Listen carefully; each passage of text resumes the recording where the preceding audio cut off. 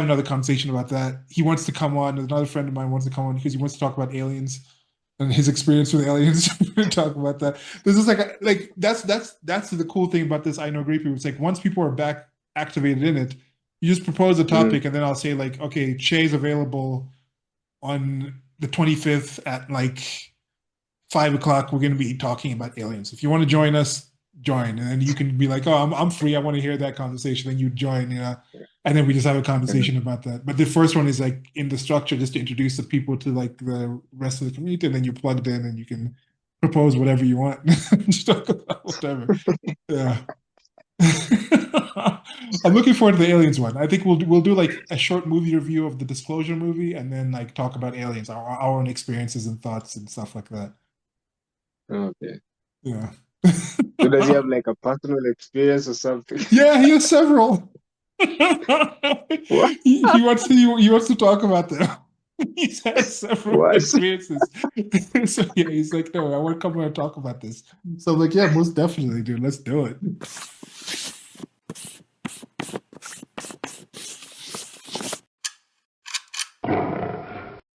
Yeah. Jumping right in, no preamble. Okay, so thank you for taking the time to participate in this. And my intention is to share information about what people do versus what we think they do.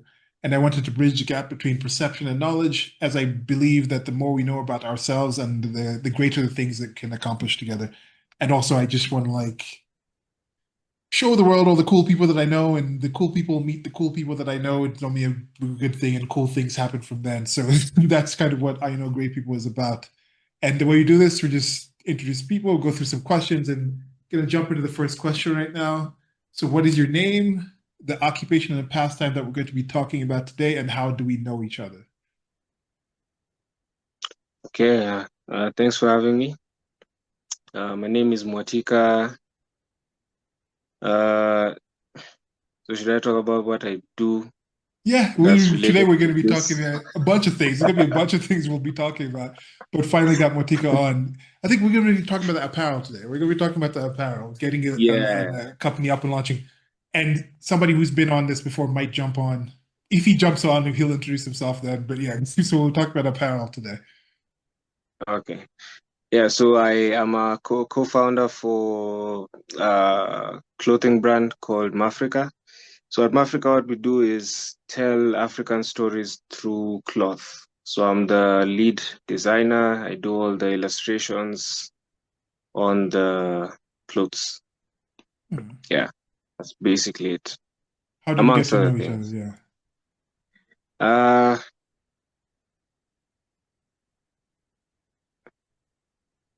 how do you get to know each other? I think, Oh, 1 million private yeah, 1 million artists. typewriters. I think, okay, so Yeah, so yeah, go ahead. I missed out on Yeah.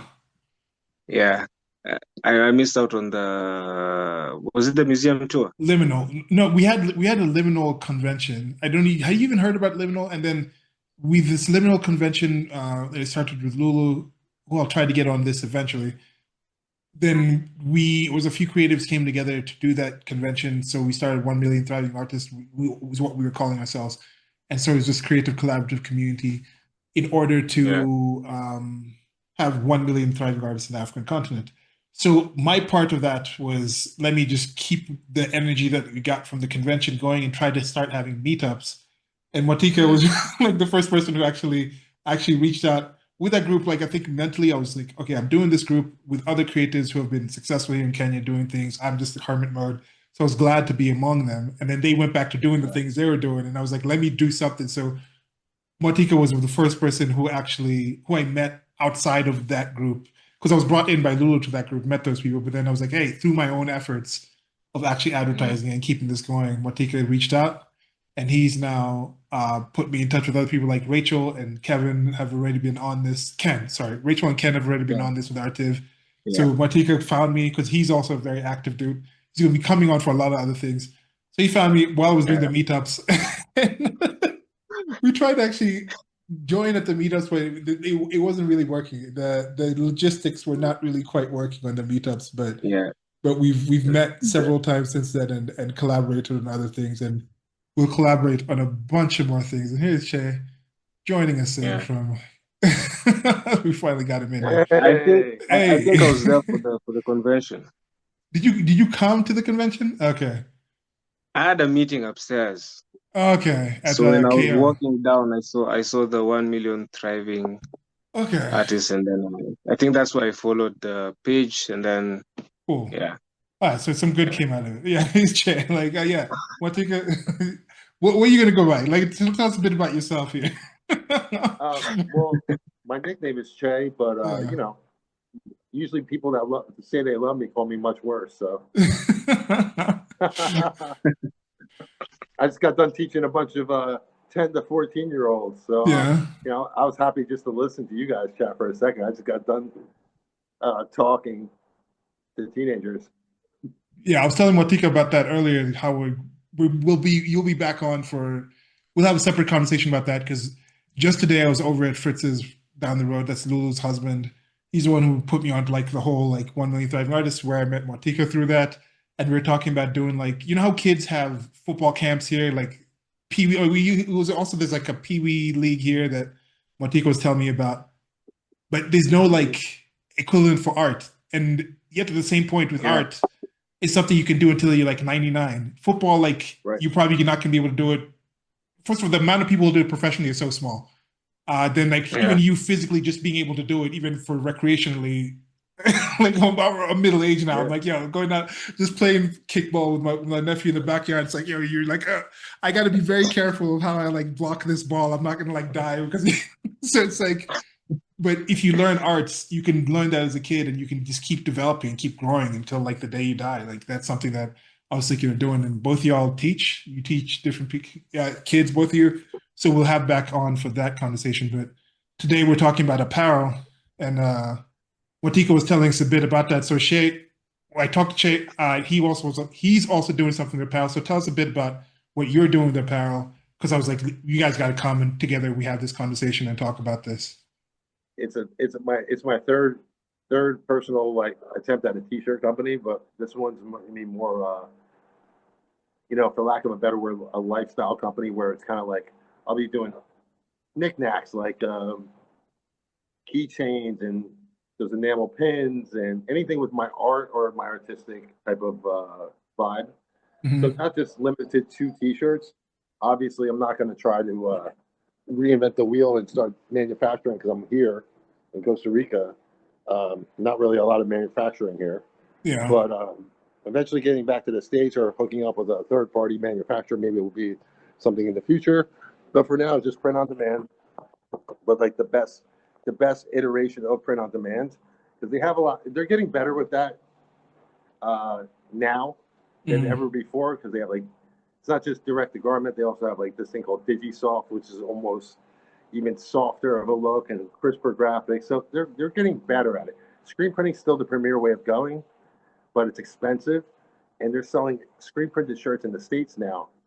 I've seen them as much as 140, 150 and up, like sick prices. Yeah. Because it's quality, you know, and that lasts way longer than direct to garment, for instance. But so my first experience was working for Echo Unlimited back in 97, 98, or 98, 99. I worked for Echo as like a graphic designer, Oh, cool. low level. I was just doing like line sheets, which are like the wholesale garment sheets with the color and the like the template on there of the shirt, where the design placement is. I was doing that.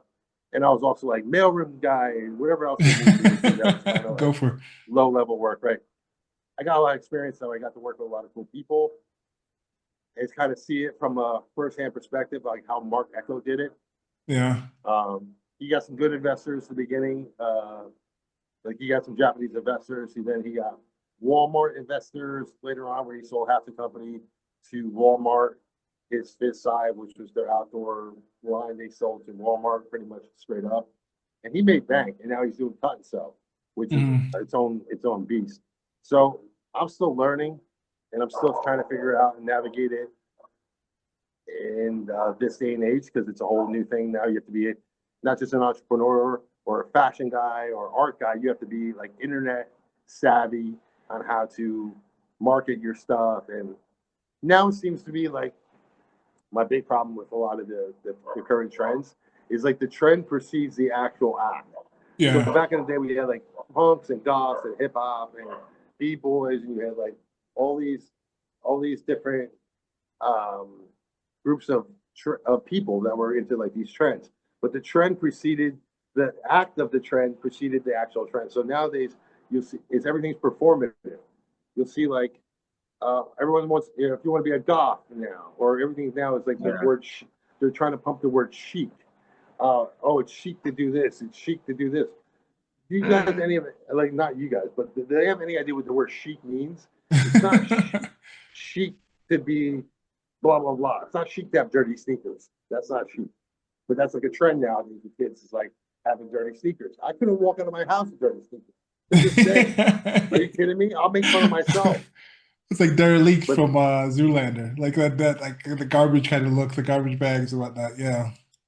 I feel like the older generation, meaning my generation or the millennials, they kind of like drop the ball and like pass it on the torch. And now we just let kids do whatever the hell they want. They're like, so you see like a 20-year-old, they're dressing with like something from the 80s, something from the 90s, something hip hop, something regular, something goth, and they're all mishmashing these ideas because nobody really explained to them how to do it. They just threw it through their neurobiology and they're trying to reinterpret it. It's like looking at something through like a carnival mirror, you know, how it looks kind of like you, but it's warped.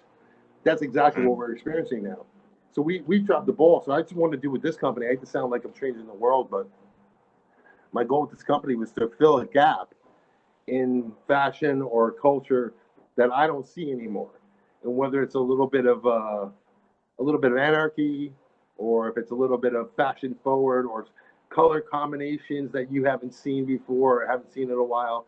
I'm just going to work on that and try to fill the gap what I think is cool and let people decide for themselves if they think it's cool, you know? Yeah. I think like this would be a good way to switch to the next question, which is like to Mwatika here, what are 2 to 3 things someone might like about what you do? And I think keeping in mind like what Che was talking about was like an industry that's developed, that's got like trends and things like that you're trying to build into. People already have the valuation of some people are spending $140 on a t-shirt. But here it's like this is one thing like I wanted to start this series where I just walk around and I see people in shirts and just kind of interview them like, okay, why'd you get that shirt? You know, you don't just go to like Gikomba, you go to the market and they just have those big bales. People it's like, I want a red shirt and they just get the red t-shirt. They don't really care or understand what's on it. But I'm sure there's some people who like, I picked this because of this design.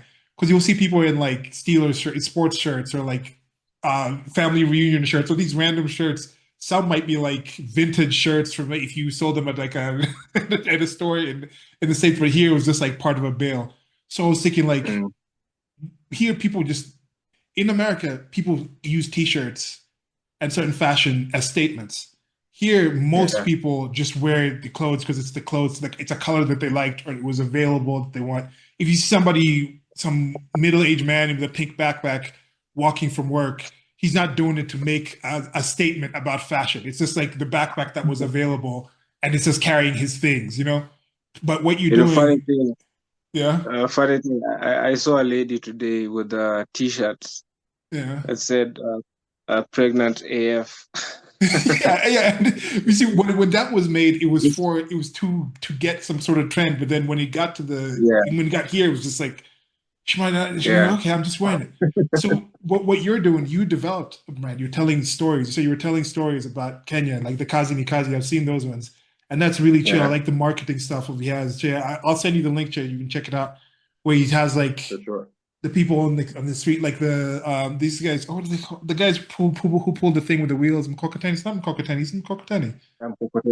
Yeah, the Mkokoteni. These guys are like they have these things with like the car tires on it, but it's like a cart. They're just pulling these carts full of things. So he has people like that, and he does the sketches and the drawings of it. So he's developing a brand, and that's one thing that I've been encouraged over the last couple of years, getting tapped into the local creative industry. And a developing nation is not just developing in technology and politics. It's also even the creative industry. We're like creating some of these things. We're like, you're saying, Shay, like, okay, that industry's not there yet. The printing isn't there.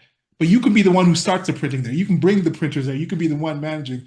And that's what people like Mwatika have been doing that have been inspiring me. I was like, also got here. I'm like, this stuff's not here yet.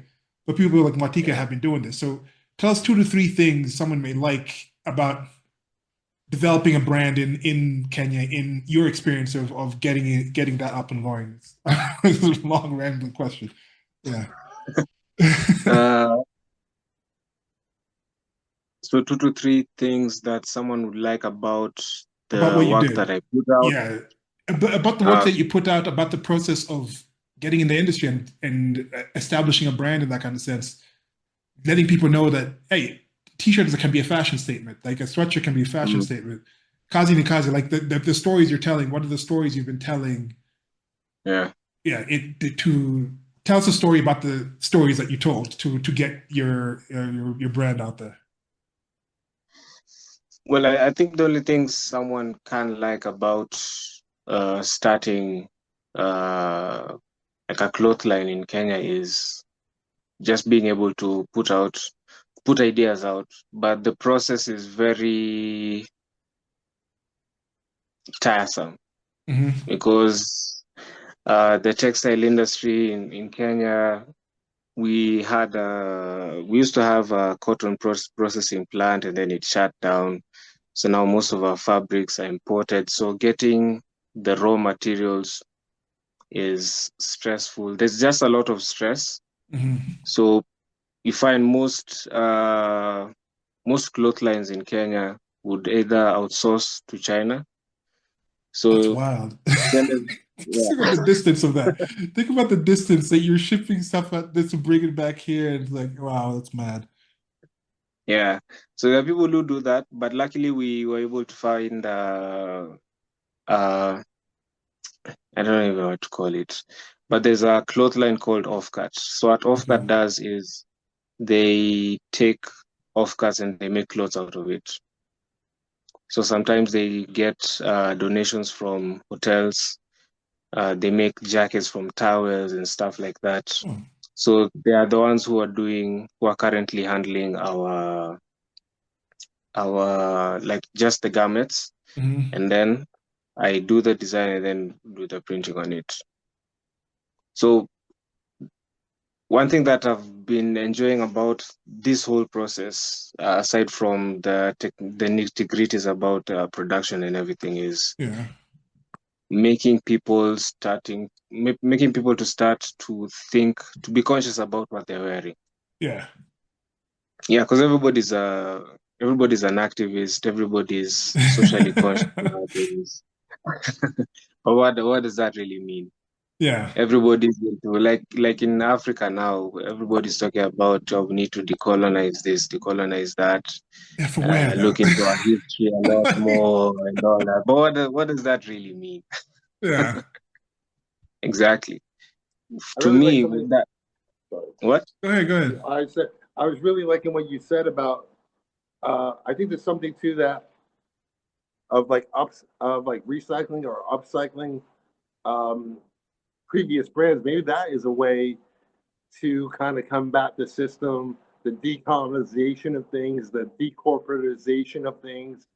That's a Yeah, genius idea. Maybe imagine if I had like found a McDonald's work shirt from the '80s yeah, at like a thrift store, and I said, "Screw it! I'm going to print something on this. I'm going to make this shirt mine, and screw the corporation that's behind it." I think that's a pretty sexy idea. I haven't yeah, gotten there yet, but like upcycling, like turning Uh, something old into new, or printing on something that's already pre-worn, is pretty cool idea. Uh, as a way to kind of say screw you to the actual corrupt system of the fashion industry is awful. yeah, Like it's one of the yeah, dirtiest industries out there. That doesn't mean that what we do is nasty, yeah, but we're also not a mega corporation. I was just watching the Boeing documentary last night on how like the corporate model now seems to be cut as many corners as possible, outsource everything to the cheapest manufacturer, and then yeah, sell the people slop. yeah. Like, if I have a shirt from the '90s, I have a shirt from the 1990s, like a third rail shirt, some skateboarding graffiti company. This thing's over 20 years old. The fabric is still looking great. The screen print is amazing. It's like, what happened to the manufacturing? Not even the '70s. What happened to the manufacturing of the '80s? It's like Yeah. we've all gone to the cheapest crap known to man, whether it's t-shirts or it's food. They're giving us the lowest level, the lowest Yeah. level. And That I'm is all a good about point. anti-corporation. I'm anti-corporation, like I'm, you know. Because like Yeah. even decolonization, as you were talking about, Mwatika, is like that concept is a form of cultural colonization, because on the day to day, I don't think the average Kenyan, like I just recently saw something where Chance the Rapper came to Kenya, and he was here with his family, and he went to the National Museum, and we missed our meetup in there. So I remember going there, and I was drawing characters, seeing all these other things, and then there's an area, of course, with Mau Mau and Jomo Kenyatta and the Independence Day. So he had like a text about like just showing pictures of that area. That's like 5% of the museum is that. But that was all the pictures that he shared. And he was like, Kenyans need to remember how important it is to teach your kids about decolonization and whatnot. And I'm like, that is not the salient issue for most Kenyans on a day-to-day basis. It's Ruto, it's Uhuru, it's the other, Exactly. it's the local stuff. Like colonization is not Yeah. as, it's a bigger deal for African Americans than it is Exactly. Yeah. for Kenyans. Yet, like he was Yeah. like bringing that message. I'm like, nah, Z, like you should have seen all the other things that were in there. You know, like that's the more Exactly. important thing. Or look in the street when you were going to the museum. It wasn't the British colonials that made the museum in that location where the road is messed up, where it's so hard to get in, the prices are all weird. Like that wasn't them. Like it's anyway. So so those kind of things of like also like trying to like start an industry without falling into the traps what Che was talking about, where we build it up, where you have someone like Che looking at the industry that we set up in Kenya, and be like, we need to like break this system down. Oh no. Well, if you haven't already seen on the timeline, whenever you click this is going to be a long one. So this is the first of many breaks where I forgot to even tell the boys that it was done. But I wanted to bring this in just its full form. I didn't want to divide this into multiple pieces so you can just hear the stream of thought that we had. Even Chair, like previously had been on, and we just went on for like hours just talking about random things. And part of the random things we talked about was me telling him about this one I was going to have with Mwatika, and he wanted to come on. So he came on, and we just had a conversation about a bunch of things. And there's a bunch of things we mentioned in here, a bunch of people we've mentioned in here that we will be having in ongoing conversations and have them on and other things as well. And even this is open up to all y'all out there. If there's things you want to talk to Mwatika or Che about that we mentioned, or you just think they might be interested in, please hit us up in the comment section wherever you hear this. Like, share, subscribe. There's going to be more of these coming on. And now back into this. Things are going well when I forget to look at the time. Just engrossed in the conversation. So that's good. But yeah, Yeah. that's one of the reasons why I I chose to do the first line with Kazi Ni Kazi, Mhm. because people are so focused on, like, America has a very big cultural influence Yeah. uh, in Kenya. So people are thinking about like our relationship with white people Mhm. is totally different from the Kenyan perspective, and the American perspective are totally different. Yeah. So for me, it's all about being pragmatic. So we can't adopt other people's heart. We can't adopt other people's hate. Mhm. We have our own issues with them, and we have our own issues with ourselves. Yeah. And what is most important is us solving the issues that we have right now. So Mhm. one of the things that I tell my students is the work of an artist is not to really project anything. It's to slow people down and help you focus on what's in front of you. Basically, just helping the society to see better. So for me, helping people to see better is for you to notice that there's a street vendor that you pass every day, and you might think that you're better than them because you're driving past them. Mhm. But there's no difference between him and you, because both of you are going to suffer. If the economy is bad, both of you are going to Yeah. suffer and hate. So there's no big job, there's no better job. Like, a job is a Kazi Ni job. Kazi, Cousin, yeah. exactly. I have a similar approach to art too. Is the attitude I always had was I'm not trying to change the ways in which you think about something through my art. I'm trying to change the limited ways in which you view things. That's it. It's because most people see it through their limited lens, whether you're not as traveled or you're not as educated or you just choose to be ignorant.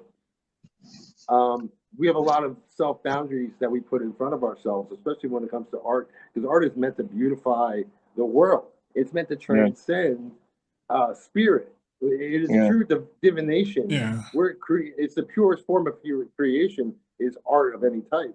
So we're not necessarily trying to change the world, but ultimately I think we are changing the world and beautifying it, because the plight of Kenya, and like when I say I don't care about what's happening in Palestine or I don't care what's happening in Kenya, that's not to say that I have no empathy. I have empathy for you. I have empathy for the country that I choose to not to live in now, the United States. But that's not my plight. I feel like the plight starts with the people having to figure it out for themselves. Like, what's your plight? With the global internet, we're assuming that the plight of Israel and Palestine is our plight, but it really isn't. It really isn't. We have no business being over meddling anywhere at the end of the day, because it's up to the people. Just like if you're a drug addict, it's not my goal for your salvation. I can offer you the environment in which not to suffer, but at the end of the day, it's up to you whether or not you choose to suffer, because that's your path. I can't save you from your path, because you can only offer the solution or the environment for the solution. You can't really force people to do anything. So I think art plays a big role in that. And again, like the world is global now, right? So maybe we should be thinking about other countries. But at the end of the day, man, I think you guys are going to be okay. I think again, it's like it's again, how do you look at it? Like, what do you look at it, and are you too engrossed with it? Are you expecting to have a direct effect on it? Like, having discourse and conversation and awareness about something is different than expecting there to be actual change. When you're like, okay, how much are you doing at home first? Like, how much are you doing handling these? Are you so set? Are you so comfortable? Are you so correct that you think you have all this extra time to be dealing with all this other stuff out there? That's kind of what I wonder. And then like, why pick this? But then when it's this other situation, when similar situations, all of a sudden that's a different kind of thing. Like, why are you acting like the Palestine thing is one way, but the Ukraine's a different way? Why are you completely quiet about all the horrible things going on in Africa? Like, yes, there's issues with like racism and whatnot, and racial issues, because you have a big multicultural, multi-ethnic like country like United States of America that hasn't existed ever before. So there's going to be certain tensions and things that exist like that there.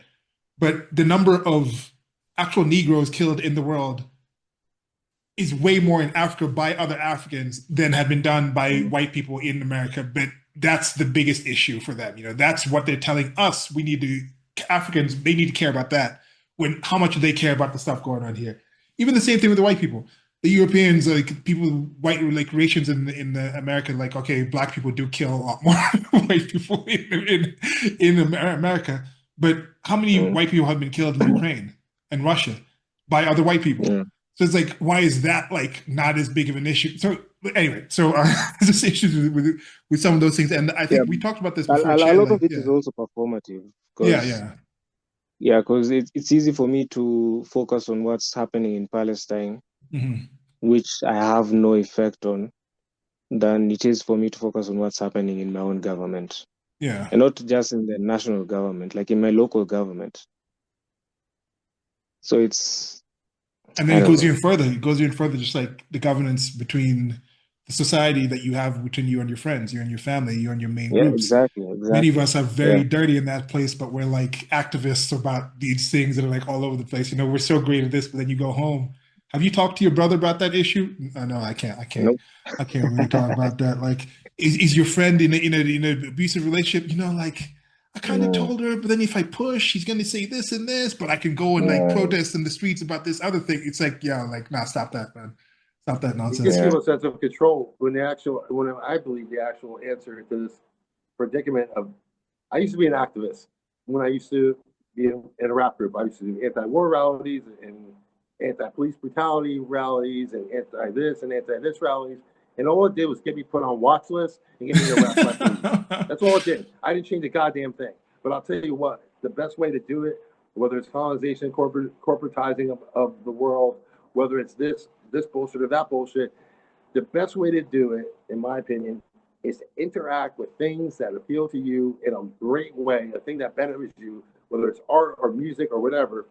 Entertain things that entertain you in a Yeah. positive way, and vote with your wallet. If you don't support something, don't fucking support it. I don't support the mega corporations, so I don't shop at Walmart.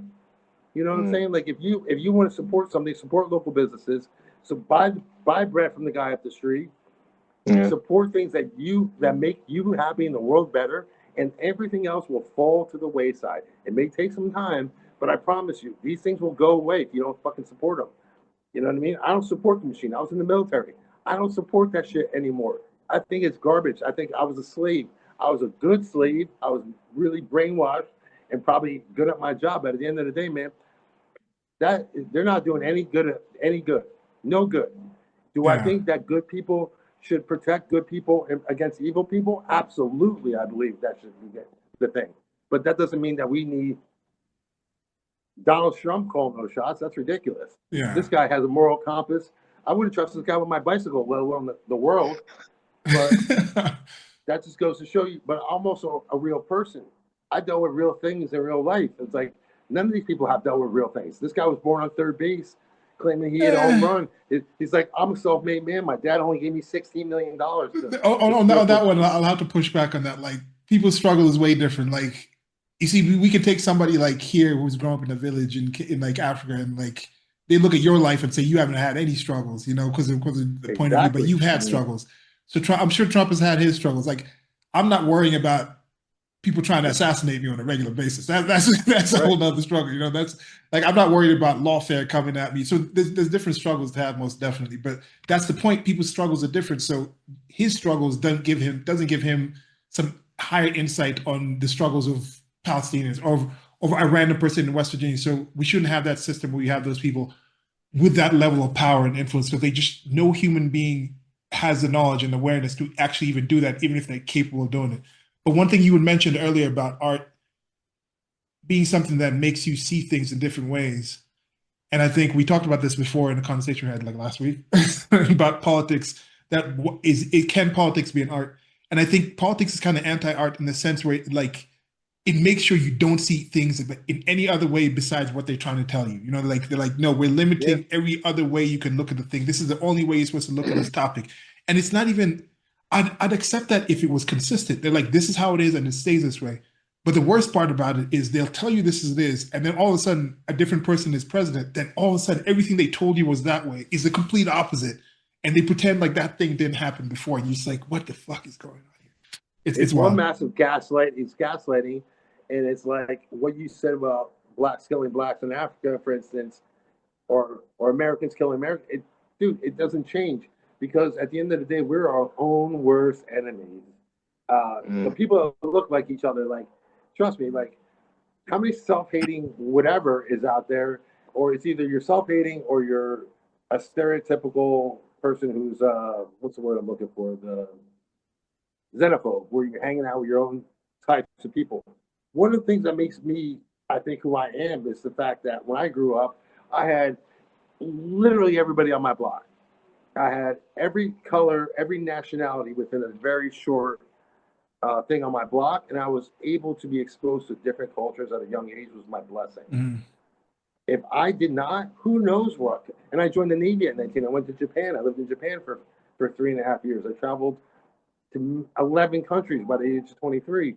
That changes you in an unimaginable way, because I came from a one-horse town. I could have easily been trapped, married somebody I went to high school with, you know, all that dumb shit. I just chose to see the world in a bigger place. And I think never lose that identity, but at the same time, realize that not every fight is yours. And I think the fact that we're just even creating art is a big step in the right direction, you know? Yeah. Now that you mentioned that, I'd also need to check with Derek, because he was in Japan, and you might even know him. But anyway, coming back to this now with the merchandise, like what Chad said earlier with just like the printing not being there. What you'd said, Mwatika, I remember some time back, for now I've been using Redbubble, which is just like an online store, putting my designs up there. But I want to get now like an actual person here locally in Kenya where I can be using them for drop shipping, limited runs of stuff. and then I want to get one of my friends, Cassandra, is in West Virginia. She's supposed to hook me up with some in Ohio and do that. Now, if Che is setting up, I can have somebody in South America doing it. We can be printing the stuff for Che here and delivering here when they get orders.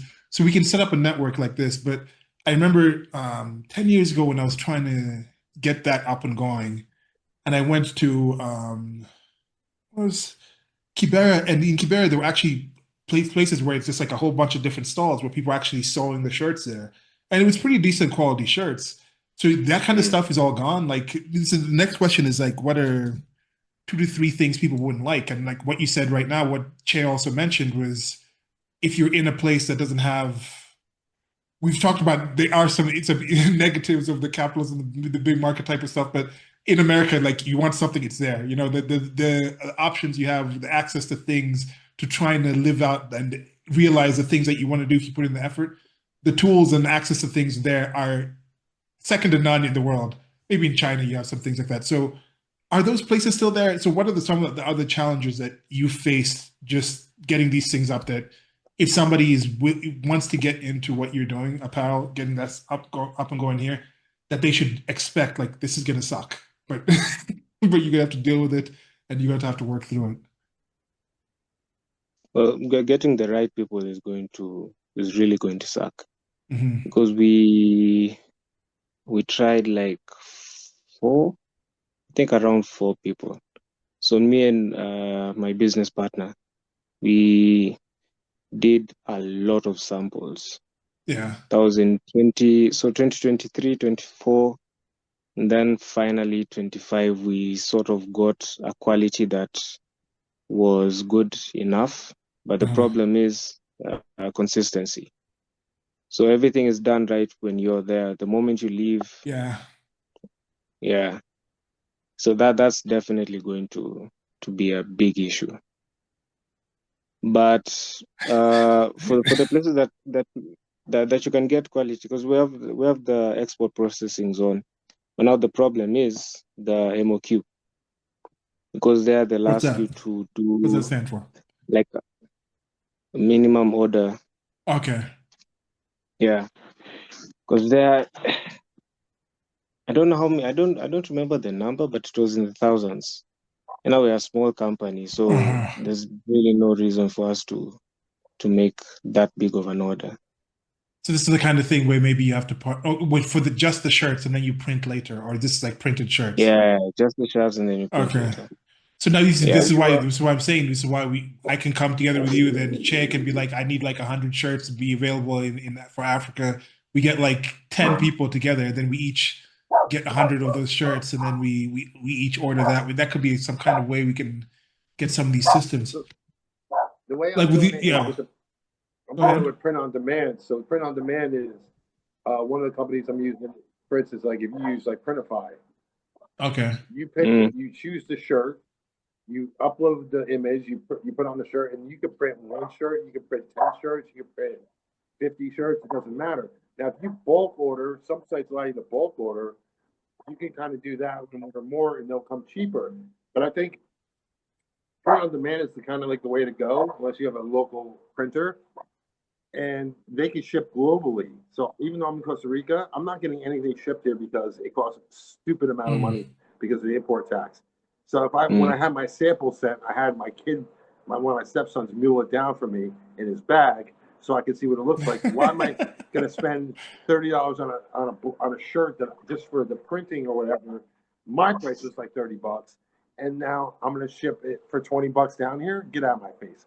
But like, I could probably ship to Africa. I don't know how long it would take to get out there, but I The probably could cost, because ship. it's expensive. Yeah, if it costs.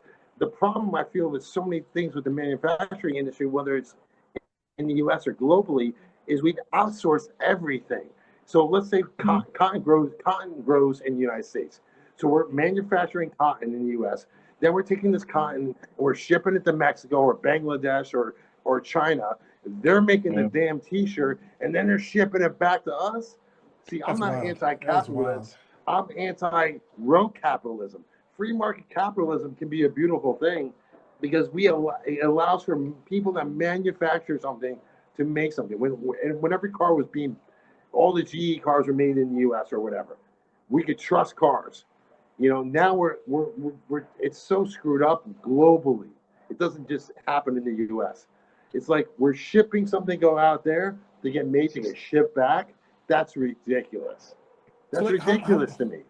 how yeah, how have you gone about, like, because I'm sure that's one thing here in Kenya. We have a regular thing where I did mention, yeah, it's tough to have shirts, but then shirts is such a common thing now. Mwatika, if you've seen that, where it's like, and anybody's having like a small event, they'll have some shirts printed. So like that's kind of started here, where at least the printing of shirts is a regular thing. The actual manufacturing, like you said, with the cotton industry closing, that might not be here, but the printing of Yeah. shirts is a regular sort of thing. So how is that in Costa Rica? Like, do people do that at events? Like, if there's like a party or there's like an Yeah, office thing, like, so you found actual decent printers. Like, do you have a consistency on printing if you had the shirts in Costa Rica? I can 100% produce this whole line here. Hmm. It's just like I don't want to deal with the Costa Rica it's like a little kid in the scheme of the world. Like they're still learning their ways, right? So Hmm. I don't want to talk bad about it, but like it's screwy to run a business here. It's real screwy. I don't want to deal with all the implications of like finding a screen printer Yeah. here. My Spanish is real whack, so I don't want to like find a screen printer and then find a shirt manufacturer here and then deal with samples and traveling to San Jose and getting stuff shipped.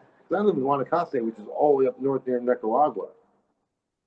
Like I don't want to just like I don't want to Yeah. I don't want to do none of that. In fact, if I could hire people to do all the other work for me and I just design my own stuff, like I'm the artist and I just design, oh, I'd be the happiest guy in the world. So that's But a the similar fact that thing I Che got was like Mwatika was saying, was just finding the right people to help you get the things up and going. Like even before we started recording, I was talking about some of the things I was doing with like the editing of the videos where like I'm okay with doing it, but I don't mind finding some AI where I can just be like, look how I set this video up, these 10 videos. Now here is a recording. Please set this video up in that same way. Or outsource that to someone, most definitely. Even we talked about like how it's like you can just, if you paid someone else to do that and you focus on the creative aspects of it. So that finding of people think, yeah, and Mwatika, tell us a bit about like what are the getting a company up and going here. This is just one of the issues that has kept me from engaging, is the same thing Cher was saying, just being so frustrated with the bureaucracy of like the licensing of the Sirikali type stuff, the taxation, all those kind of yeah. things. What have you had to deal with in that kind of sense to get your stuff to market, where now you can tell us a bit also about how Provisions Kenya is taking your line and stuff. So to do that, do you need licenses? Do you need to sign up for anything, or you just sign up as a business and then now you can have merchandise? What was the process of that? Well, we didn't really need to register the business so that Hmm. we start our line, because the first couple of good t-shirts that we had, we just used to go to pop-up markets. Okay. So like there's the organic farmers market, there's the current flea market. So we just used to go pop-up markets, pay the vending fee, make our profits, and then that's basically how we used to run. But the moment we started getting more orders, that's when we formalized the company. Hmm. And the formalizing of the company wasn't really that big of an issue, because that's where my business partner comes in, Okay. because he had so he talked to his lawyer and then she just sorted out everything. Okay, So I've been cool. really happy. I've been really lucky to be That helps. just an artist Yeah. for the most part. Even in the manufacturing side, because once we did all those rounds trying to find the right people to do everything, and then we finally found uh, a company that can do everything for us from scratch, from sourcing the Mhm. fabric. So they source the fabric and then they call us to the shop. We go see, we feel, and then they do the dyes.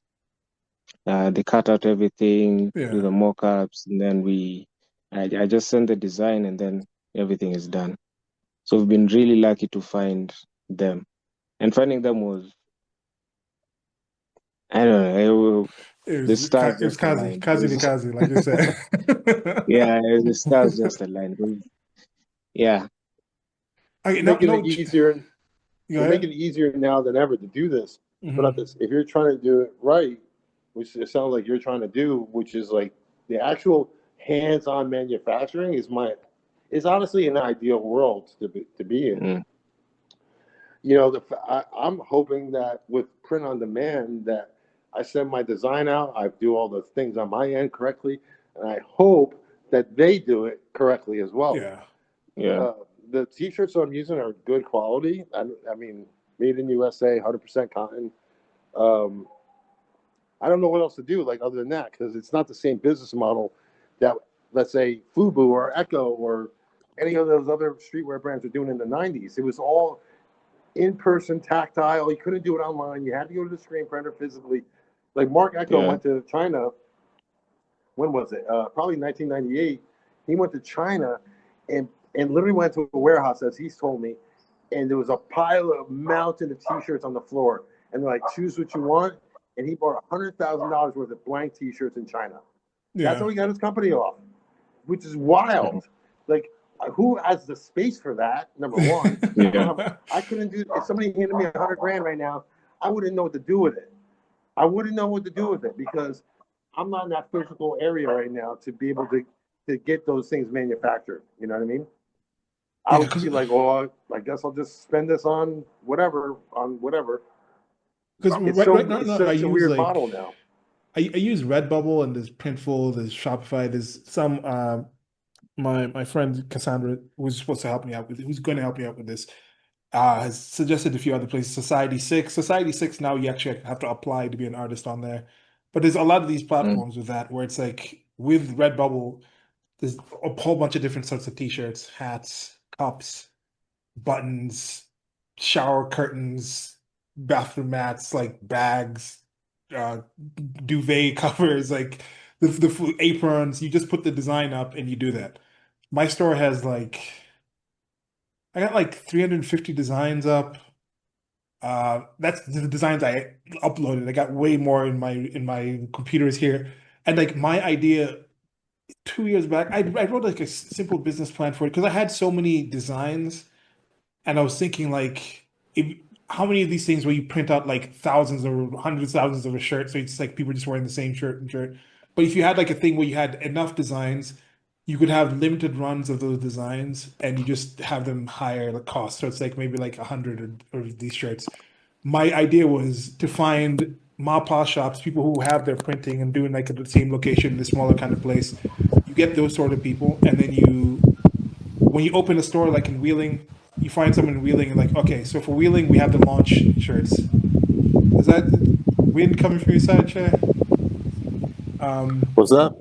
I'm just hearing some wind there. Yeah, I'm just trying to figure out Okay. I'm trying to figure out my situation. My phone's about to die. So Okay. Oh, okay. So my idea was to have like you find someone I who says didn't like, have a okay, chance to charge my phone. okay. So you find like a print shop in Wheeling, and then you say, okay, now these ones you're gonna have a launch line of like 5 different designs, and you're gonna have like 25 each coming from that store, so they can ship and order from that place, and of course they get a cut, you get a cut, and then every time you open a new location, you can have those launch ones again, but then you'll have limited runs or whatever you have at those places. So that way you're encouraging people to go get shirts from people who are actually doing it in a mom pop shop, and you're avoiding it. So instead of corporations, you're using cooperation, kind of in that kind of sense. But I don't know how viable that was. I didn't actually test it in the market. These are kind of things I got to think about doing that more. Because right now, I think there's so many places here in Kenya that print shirts. Some of the shirts, like you said, Mwatika, if you're doing something at a certain quality level, it's going to be might be like 1 or 2 people in Nairobi area who can do that. But then, like, if it's a more simple shirt, maybe just like a word, like a black and white design, maybe there's like 50 people that can do that. So instead of having just like at a big Nakumat or try to get into LC Waikiki and have a big line that way, just advertise on social media and people that you know, but you just have them at these places. Like, okay, you got to go to Kariako Market. There's a printer there, and he has like 10 of these shirts. You got to go there. Like, that's the limited runs. After it's done, it's done. So I was kind of thinking stuff like that. Then now talking to you guys and seeing what y'all are doing, like you can now have other people in that. Like Che can have a few of his designs at one of these places because we've already confirmed and placed this place. Cassandra can know somebody in Ohio, she's confirmed the quality of that person, then we can also have some stuff there. So there's other means of doing some of these things that could be considered where you're using the same sorts of systems that corporations benefit from, but because of the new technology that we have, the new access to information and other things that we have, we might be able to do that on a more I don't know, individual lower level, like not having to deal with all like the biggest. I don't know if that makes sense, but like you've had experience with it. Like, What's cool is what's cool. go What's ahead. cool about with the world now is that so we just met each other right now.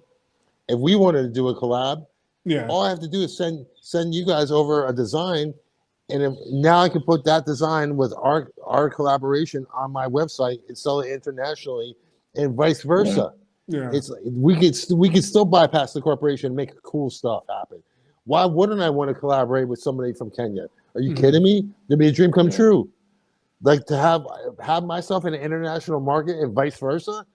Like, what a beautiful day, right? That we yeah. can collaborate. The fact that I could do a rap song with somebody from France is crazy to me. I've done it. Most of my producers have been international. That's a beautiful thing. That's Yeah. part of the double-edged side of the internet. Kind of sucks, but also kind of cool, right? We're still No, connected, right? it's way more I would way more love to do cooler it. than By the suck. way, I Way would more love. cooler than suck.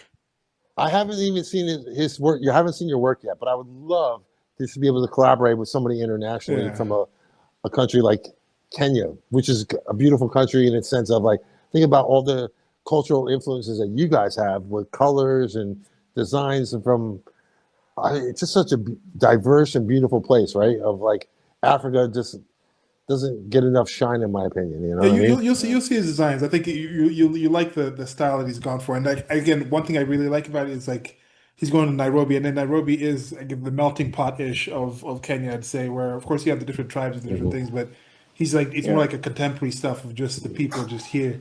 So yeah, tell us a bit about that. Like what made you go with the Kazi by Kazi line? Like you could have done many other things. You could have gone to like Kitenge or like these other kind of things.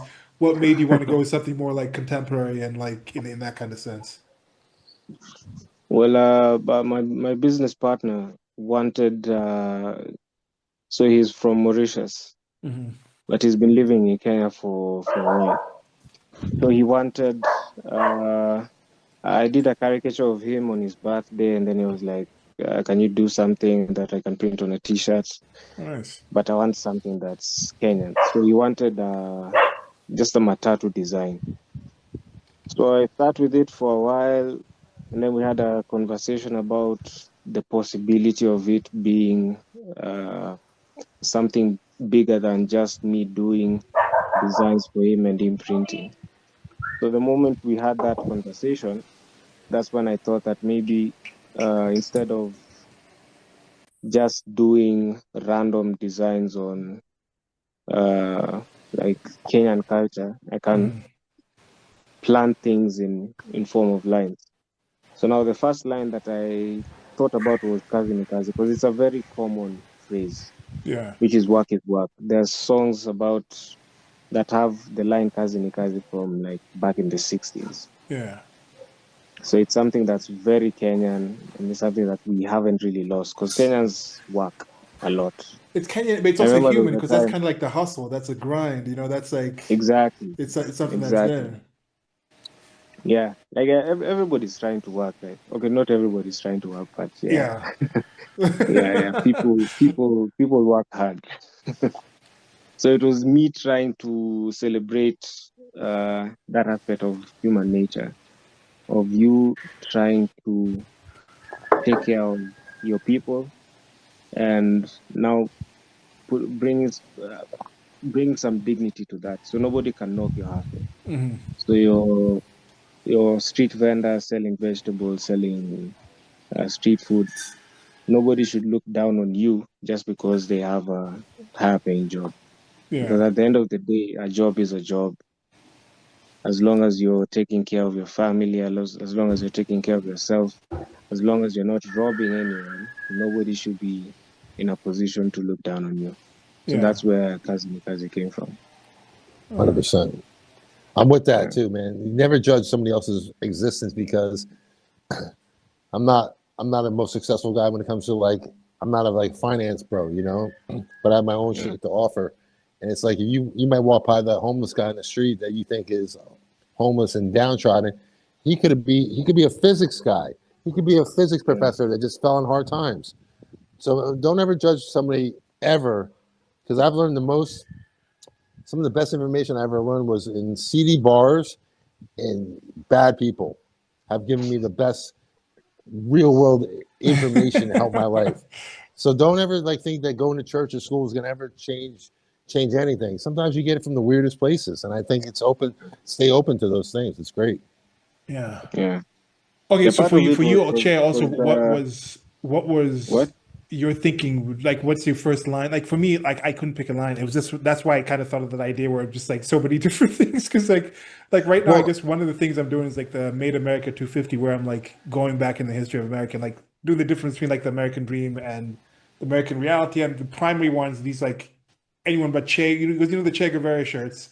Like it's so aesthetically pleasing, but I see those the same way I was talking about how you see people wearing shirts here, and you're like, okay, there's someone who was younger and they seemed like they would know what Che Guevara is, but even the people in the States who do you know who Che Guevara is, first of all? Then do you know the yeah, actual history of how yeah, he killed people, how like the activist leftist people not normally wear it, but then like he was against the things that you claim to support. But regardless, yeah, I just kind of thought like it's a really cool design, just that red, the black, white. So it's aesthetically pleasing. And I was like, any woman but Che Guevara would be better for this shirt. So I started doing a bunch of different ones with that. Like the first one I did was Count Dankula. I don't know if you remember him. He had some yeah. internet issue of like he taught his pug how to do like sing Heil, do its paw off like the Hitler thing, and then he got like canceled like way back with it. So I did that. I was like that's. I mean, people honor Che Guevara, but they damn this guy for that. So I did a whole bunch of different ones, and then now I started doing the Made America 250 series for the 250 years of America, with like the Make America Great Again hat. But instead of that, it's just Made America. So that's like I've been working through that series. So that's like one thing I want to get, and that's the first one I want to do locally and find places in America where I can do limited runs. Like it's 250 per shirt for the 250 years. So Right, that's right. kind of a thing I want. That was my thinking process of you need to have some control because I think as creatives, when we're doing our own stuff, we can be scatterbrained. But when you're bringing something to market, you need to tell a story like you're talking about, Tika. You need to tell a story to Right. convince people like buy into 100%. this for this kind of sense. So for you, Che, what have you thought of for your initial? What are your initial lines or what's the initial It's thing that are going a, to bring people to what you're doing? it's the anti everything. Like I'm irreverent about my new line. It's called High by Noon. So it's like, do I mean like smoking weed by noon? Sure, a little bit of that culture involved, but it's more of a mindset of like I'm tapping into skateboarding, punk rock, hip hop, all this counterculture, right? Of the like the 80s and 90s that kind of inspired me to be who I am. So like not necessarily doing like Sex Pistol shirts, but the attitude of punk rock or the attitude of hip hop, which is do it yourself. I love the DIY ethic, and I can't stand mass produced anything. So I want to kind of just like have a bit of a reverence towards everything, kind of not being super serious about what I'm trying to do. Because I used to be the guy like, I'm going to try to change the world. And it's like, come on, you change the world just by being yourself. One of my lines that we were doing was called Kemet and Kush. So in reference to the pyramids of Okay, Kemet and then and like Kush in the the Kush Basin. Bubba Kush or like actual Kush, No, like the okay. Kush in Sudan, in the Okay. Kush Basin, I of thought the you were talking actual about high by pyramids that they noon. have there. I was thinking it was There's like the more. strain. Okay. So we were doing those things. This was years ago, and nobody got it. And we're trying to be like teach people about through the pyramids. We're trying to teach people about like Fibonacci's code and 1.618 and like the connection to like this and the connection to free energy and like I'm like we're gonna get ourselves shot in the head. Like like this is like dangerous topics to be talking about, and we're not changing a damn thing. It's like people are either gonna get it or they're not gonna get it, but you're not changing anything. It's like people have their own attitude. I've said, let me just try to put some fun shit out there. Put out some cool designs, some irreverent stuff, some homage to like certain colorways. Like I love the Burger King colorway of the 1970s. Things like that. Just like messing with colors, messing with designs, not trying to be too serious because at the end of the day, like we're living in the craziest time in history, maybe since like the medieval times. Who knows? Who knows how crazy this time is? I can't change anybody's mind, bro. I'm done doing it. I'm done trying to change minds. I'm done trying to shove my opinion down people's throats. It's so ridiculous at this point, especially when everyone says, you say one thing like, oh, I'm pro this or anti this. They go, oh, you're a Democrat, you're this, you're that, you're supporting. No, no, no. I hate everybody. I hate all those guys. Every single last one of them, I would put underneath a guillotine if I could have my way, right? Hate them all, bro. Politicians are We're scumbags, all bro. going on the list Fucking, for this game. they're all fucking scumbags, bro. I wouldn't trust these people ever. Like, my grandfather was the mayor of my town back when I was a kid. He's like, told me at 8 years old, never get into politics. It's not for honest people. There I go. Yeah. I just sold my point. But okay, so while we're on that, politics is kind of the opposite of what we're talking about, and also you're Right. talking about doing anti-corporation. And the next question was, what are the things that are opposite from what you do? And I think we already talked about that. Would be just a mass market, just thousands of things printed out the same design. But going to something y'all had said earlier, you talked about like because we're talking about how you can use shirts here for everything. Shay was talking about how like it'd be cool to get the shirts and do a design based off of it. Mwatika will come to tell us about this later on, but I don't know if you've announced this. The Guinness thing, can we talk about that a bit? Can I mention it, or is that like some hidden secret? Yeah, sure. Thing? So he's going to try to break the Guinness Book of World Records for the longest amount of like the longest straight painting. I think he's going to try to paint for 10 days in a row. And Mwatika, what you're doing, like, because you're gonna look at canvases, you're gonna look for things like that. How about if you can't get a thing, you go get one of those big bales of shirts, where it's like mixed shirts from different places, and then you do paintings on those shirts to match with whatever design is on there. You know, there might be some design on there, so some of the paintings can actually be shirts that we got just the way you get from the markets, and you incorporate your painting to those designs, and then you can now sell those shirts after as just like one of a kind that were part of this. They're part of the entire thing. Or you can either sell them the shirts, or you can actually cut the shirts out, the design part, and then use those as the canvases stuff, and then you're like incorporating some of that in there. There could be some kind of way to do something like that. I don't know, but there's so many ways to. It's actually something that I've been thinking about. Yeah. There's an artist friend of mine from Uganda. So there's this organization called Africa Collect Textiles. So what they do is they collect clothes that people are not using anymore. Okay.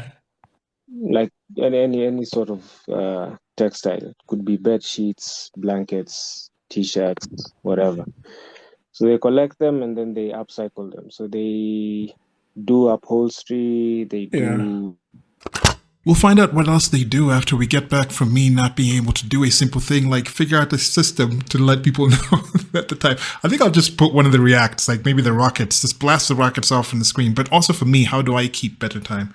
Might need an actual clock there ticking in front that I can be looking at or on the screen somewhere. I'll figure something out with this. But conversation, as I'm saying, still going good. Visit iknowgreatpeople.carbon33.com for more about this project, the questionnaire, the other episodes, other conversations. If you want to take part in this, let me know on the screen in these parts. You'll see a speed drawing. You get a cover right now if you do it with me. I don't know what other people, because you can do these as well. You can pick somebody and you can start your own thread of these as you get connected into this network. But for me right now, if you jump on with me, you will get a drawing. And Mwatika, this is the drawing he suggested. So working at that. But getting back into this again, thanks a lot to y'all for listening, and thanks to Che and Mwatika for participating. Che said his phone is charging, so he'll be back in 5 minutes. So yeah, you were saying they upcycle fabrics and stuff like that. Yeah. So you're so thinking of using about them as the canvases? Okay. Cool, using them as the canvases, and he also does like these really cool installations. It could be a really nice thing to decorate the whole space. Yeah. Well, that's gonna be super fun, dude. My thoughts and prayers are with you. I think I'll need the prayers more. Oh yeah, okay. So I move on to the next one, and we'll ask Che maybe when he comes in. Okay, so now when you started doing the designs, you've done a lot of things. Mwatika is Kazi Ni Kazi is something he also lives. He's always like doing stuff creative wise. He's really someone who's kind of just trailblazed in that sense. So when you went into this, what are some misconceptions that you had like you were like, okay, this is gonna be too tough, or this would be very easy, like, and also with the designing, what are some misconceptions from the design and the drawing that you've been doing before versus designing and drawing for shirts, for apparel, for clothes? Uh, I'm trying to think of something that I didn't know. Because my first job after college was similar to what she was doing. Hmm. I used to be a designer for this print shop in Gara. Okay, so you were So I seeing used to some of the do like, inside already. Okay. yeah, yeah. So I learned about color separation and all that. So Hmm. I knew how to make my design suitable for screen prints and not to use too much paint. Maybe something that people might not know is how expensive colors might be. Yeah. Because someone might assume that because it's a screen print, it's one screen that does everything. Yeah, So I think, it's involved. Some of these systems, yeah, yeah, because the pigments themselves are it's not all, but then you have to price them the same. That's the thing. Like if somebody's doing certain yeah, designs, whoever's printing is going to be taking a loss. And mm, if it's your own shop, you want to be like, let's pick certain designs that are in this way versus the other. Yeah. yeah. So one thing a lot of print shops in Kenya do is they put a cap, Okay. so there's maybe like a maximum of four colors because they have a four screen wheel.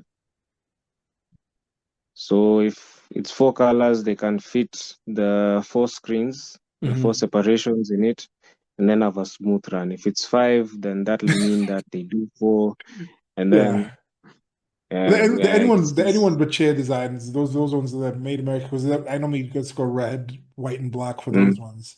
But I've posted some shirts on some signs on my Redbubble store that got like hundreds of colors.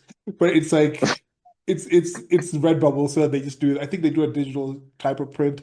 What are the different kinds of uh, prints that they have? What are the different sorts of printing for people who don't know? there's a direct to garment, there's a garment, there's a screen print, there's a bit sleepy, so I've forgotten the Yeah. names. We're There's practicing a for low the cut, 10 hours of painting. yeah. But there are digital ones, which is a film Yeah. And then they that's heat iron pressed the on. print onto it. Yeah, Exactly, yeah, okay. yeah. It's heat pressed on the fabric, and then now there's the one where it's paint. So And which like, ones are the most durable generally? If you get the highest quality of all of those, which would be the most durable that would last the longest? I think screen print still is, but the problem with screen print is you can get like really good quality paint Hmm. that's very flexible, doesn't feel like a piece of plastic It's not like a on your chest. Batman Batman Yeah, symbol where it's exactly, like yeah. fucking stuff. Like an exoskeleton. Doesn't feel like that. But getting that now is an issue, especially in Kenya, Yeah. because now you'll find a lot of printers will avoid it because they'll only use it for your order. Okay. Yeah. So So it's about the that's, practicality, yeah. So it might be a yeah. point where like you have a certain line where you could do it locally. If you start this in Kenya, it's also me considering it. I should think, okay, which Mm, design should I do here? And then which designs do I just limit to whatever drop shippers are doing it at a higher scale? And then until we build up enough, until I get rich enough to bring those printers here or something. Like that, like exactly. Yeah. those are the Yeah. things you Like just the have to direct to consider. garment stuff. Yeah. Like the direct to garment, you can get very crisp, very detailed designs. With screen print, you have to be very loose with your illustrations. A Hmm. lot of big areas of color. If you want to do like any form of gradient, you use a half tone and stuff like that. Hmm. But aesthetically, I enjoy screen print because of all those limitations. Because It's now like when you have to limited do a palette half sort of tone, thing. Yeah. exactly. When you do a half tone because of a gradient, it takes you back to a certain time. Yeah. Yeah, it's very reminiscent of old comic books. and this should transition well into the next question, which is since this is also a series about learning, so courses, classes, and other things that specifically helped you learn to do what you do. So yeah, you can tell us a bit about if you're just already a creative, you're doing certain things, whatever field of creative that you want, or you want to start designing for it. What are some of the things that artistically you should start looking into techniques or yeah, I don't know. If you can get on a graphic design course, I think that would do you some good, because that's what I did, and it gave me a very broad scope of skills that I could draw from. Because I learned illustration, learned how to work with all these softwares, like the whole Adobe suite. I'm conversant with it. Everything from Premiere Pro to, I don't know if Dreamweaver is still there, or Dreamweaver is still there. Yeah, but that's like it's for web design. It's not really for. Yeah, like I did everything from web design to music to video editing, like literally everything. The Kazi Ni Kazi, but design is also design. I think like the more mediums you kind of dabble in, the more you understand like this medium, this works in this medium. And if I'm doing something for a video, it's this way. If I'm doing something for a comic, it's this way. If I'm doing something for an illustration, it's this way. And your ability to see the transition of this is the same image. I'm trying to communicate the same thing in these different mediums, how you change. So if you have that ability, maybe even when it comes to shirts, this is going to be on a physical body. This is going to be moving around in space. This is going to be like on fabric. So that flexibility is something that might be, you don't have to learn directly from working with shirts, but just having that flexibility can be there. Just having that knowledge, because as a graphic designer, when I'm doing a CI, corporate identity, and I design a logo, I have to put it in different scenarios. Put it in a billboard, put it in a, like if it's put it in a cup, turn it into embroidery, make a badge for it, make a screen print for it. So knowing what is needed from me as a designer in all those different mediums helps me be more effective when it comes to creating the designs, because I've never had a problem with a printer. Most of the time when I send my designs to a printer, they always have an easy time, and that's something they always. And they're thankful, you already have your they're not calling you back okay, like changes to this, changes. We can't do this, we can't do that. So, Chair, we were talking a bit about just like the misconceptions for that one. We kind of went over that we had of entering the market, and you also mentioned a bunch of those. And he said he had a similar background as you did, where he was working with actual print shops. So he got the understanding of this is how they do it at the corporate level. This is how they do it at the bigger level. But we also we're talking about now how you learn to take regular design, like he does caricature, he does drawing, he does other sorts of art. But then when you're designing for shirts, it's different. And it's a similar thing we talked about before, conversation last week about like your process of taking your art, being like, this is what I do on paper, this is what I do on other mediums. But when I'm doing it on a shirt, it needs to be digitized, it needs to be in a different sort of way. So for you, what was your process of trying to understand this is what I do regularly, and this is what I'm going to do if it's on shirts? Like what was your learning process, or what means and things? You said there was a tool that you're using also to like digitize it for you, so you can tell us a bit about that. I'm having just AI, whether Google Flow or whatever, digitize it for me without compromising my art. So, 20 years ago when I was doing this, I would hire my graphic designer who was doing this on Photoshop and then Illustrator, and then all these things are you're repainting essentially, which is awful. The problem with as an artist is that my stuff doesn't look good. My drawings don't look good on a shirt. I mean, they look fine, but it doesn't look like a T-shirt. So I simply asked AI to like digitize it for me while maintaining my work. Without changing my brush strokes. I really make sure to put it into the prompt. So my idiot dog. My prompt is simply like, hey, digitize this, but maintain my brush strokes, maintain my colors, maintain my line work. Don't change any of that. Just digitize it. and that's it. I try to have AI do the least amount of work for me, the least amount of work, because I hate AI art. I don't want to just create AI art. I mean, my hands is where it's at. Where I'd be selling paintings if I could. If I could be selling I mean, I do sell my art, so I'm happy selling that. But there's not enough big enough market because people see your drawing and they go, "Well, how much is this drawing?" When I say I charge $100 an hour, nobody wants to hear that.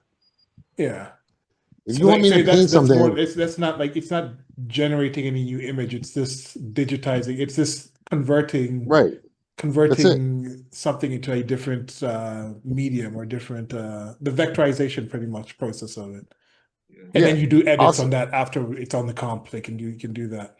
I will show you one drawing that I pretty much put onto my I put it on a shirt, and this is the actual real drawing. And if you see the shirt, I can send you a link later on. Yeah. You'll see that this is exactly how it looks without question. And AI, all it did was really just pretty much sharpen up the lines. Here, I'll show you real quick.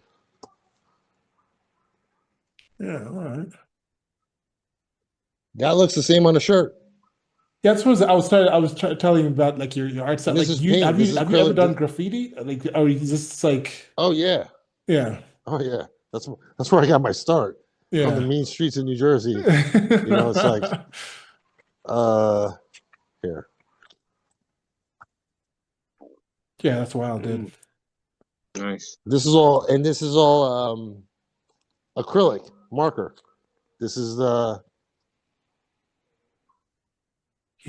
so nice, like man. These designs can go on shirts. 100% can go on shirts. Yeah. But what I'll have to do is tell AI, hey, don't change this guy at all. Just make sure that the colors look pristine on print. Because once you I used to do silk screening in high school with the actual real silk screening, and you take an image and you cut it out with this film, and then you gotta adhere it onto a screen with chemicals. You're breathing all this shit in, and then I gotta actually take the thing, which is awesome. I would love to do shirts like that, but I would sell shirts like that for $500. You know what I mean? If you wanted to get a handmade shirt from me, god damn, man, it'd be so much money. But that's the thing is, people don't value art in the same way that we value bullshit. It could happen though. Like people wear like haute couture, where they wear like they get a dress for like thousands of dollars because it's like one of a kind. It's made for their body. I think you can have a thing where people can start valuing some of these things again. And like, why can't we aspire to that? Maybe not get the 500. I think AI is gonna help with that. Yeah, AI is gonna help us appreciate art more. Because everybody's going to eventually start hating AI art. Yeah, the slop is going to be out there, and people are going to want something that's like they know, like this person. I have the video of this person making this single shirt from scratch. Like, remember the spray paint shirts? Spray paint shirts used to be a thing where like people would spray paint like full on designs and whatnot. I don't know how. I hated the weight of them. How color fast is it? How color can you wash them and it stays? I've done airbrush shirts and they last okay, but the weight of the shirt changes, man. Like I don't want who wants to wear an 8-pound shirt because there's paint on it. It's like ridiculous to me. Yeah. You know, there's a reason why we use what we use to make t-shirts, and that's fine and dandy, like to have like a cool image, but it has to be wearable. And you know, there's two functions of a shirt. It can be aesthetically or it can be function, right? You don't buy cargo shorts because they're cool. You buy them because they have a lot of pockets. Cargo shorts are cool, like, how dare you? I mean, they are cool. I know. That's all I wear is camouflage shorts. I have a uniform like a cartoon. But like, I don't know, man. There's a fine line between doing it right and then not doing it right. But like, I don't know, man. There's so much. Like, I want to add value to art in general because if someone was for instance, I don't tattoo, but if I wanted a tattoo done, I'm not necessarily going to draw it. I'm going to have them draw it because I wouldn't be hiring an artist to do it if I could do it. So I'd rather just have them create that for me and appreciate for what it is. Like, I don't want to change the game that much. Like, art is art, and it's like it should be kept pristine to the utmost ability. Like, I'd rather just do things by hand when I can. If I just put stuff onto shirts that with paint and have it look great, By the way, I don't know, you can't And see this, but my whole both of area. you have been involved with like very people facing sorts of arts. Like with Mwatika, I was telling about this with the caricature. It's one of the things where you do the caricature, the person's sitting right there, and you see their reaction to it immediately. With you, Right. Che, like you got your start in graffiti, where that's out in the public, it's out there, it's being witnessed in different places. And then now both of you are getting in shirts, which is now like the moving gallery. The galleries are moving around. You're not telling people come to your gallery space, but you're getting people to wear your designs and go take the gallery to other people. So there's like it's inspirational because a lot of my stuff is like all this stuff's like I've been having this stuff in my head and it's just sitting on my wall, but it's like how many people come to my room to actually see some of these stuff. So it's like, yeah, it's something that I think a lot of creatives need to look into. Even if you don't think your designs are convertible to shirts, you probably have something that you can convert. And it's such a good medium to have your stuff out there walking around. Imagine the first time y'all are gonna see somebody wearing your shirt in a place where like you didn't expect it. You know, like, oh man, like Oh yeah. that's gonna be imagine that feeling. When's that gonna has that happened to you yet, Mwatika? Where you seen somebody like, oh man, that's my Yeah, design. I saw someone last week. I saw someone last Nice. week at the mall. How was that I feeling? almost stopped him, but Yeah, yeah, I just let him go. it's been a good feeling, man. We had bought a Yeah, bunch so, of shirts back in the day. I forgot where we got like a disc. I think I forgot how we acquired them. We acquired a bunch of shirts, and we got those iron-on heat press Hmm. things where you print out an image on a shirt and you iron it on. We printed out hundreds of these random shirts. We would throw them out at our shows, our hip hop shows, and we would throw out a bunch of these shirts to the crowd, and then people would show up months later wearing a shirt, and I would Yeah. totally forgot that I even did it. I would completely forgot that I did it, and these people were like rocking these shirts that were completely trash. And then like one of the shirts had Christopher Walken on it, and he's wearing like this Illuminati hat, like the eye on it. And I think the scene was actually from the Batman movie Yeah. where he played a character and like one of the old Batman movies. I can't remember where we got the image from, but we wrote on the top of vote for vote Christopher Walken, whatever it was, 2012 for president. A vote for Christopher Walken is a vote for the Illuminati, and that was one of the most popular shirts I ever did. And it was like I don't know, I think we made 10 of them with that image on them, and people were like, "Oh my god, that's hilarious! That's a great shirt." But like, you never know what's going to work and what's not going to work, and what people are going to wear and not wear. Like that's why I don't often put a lot of thought into this process too much, like I used to do, because you Hmm. never know. Just because I like something doesn't mean someone else is going to like it yeah. or wear it.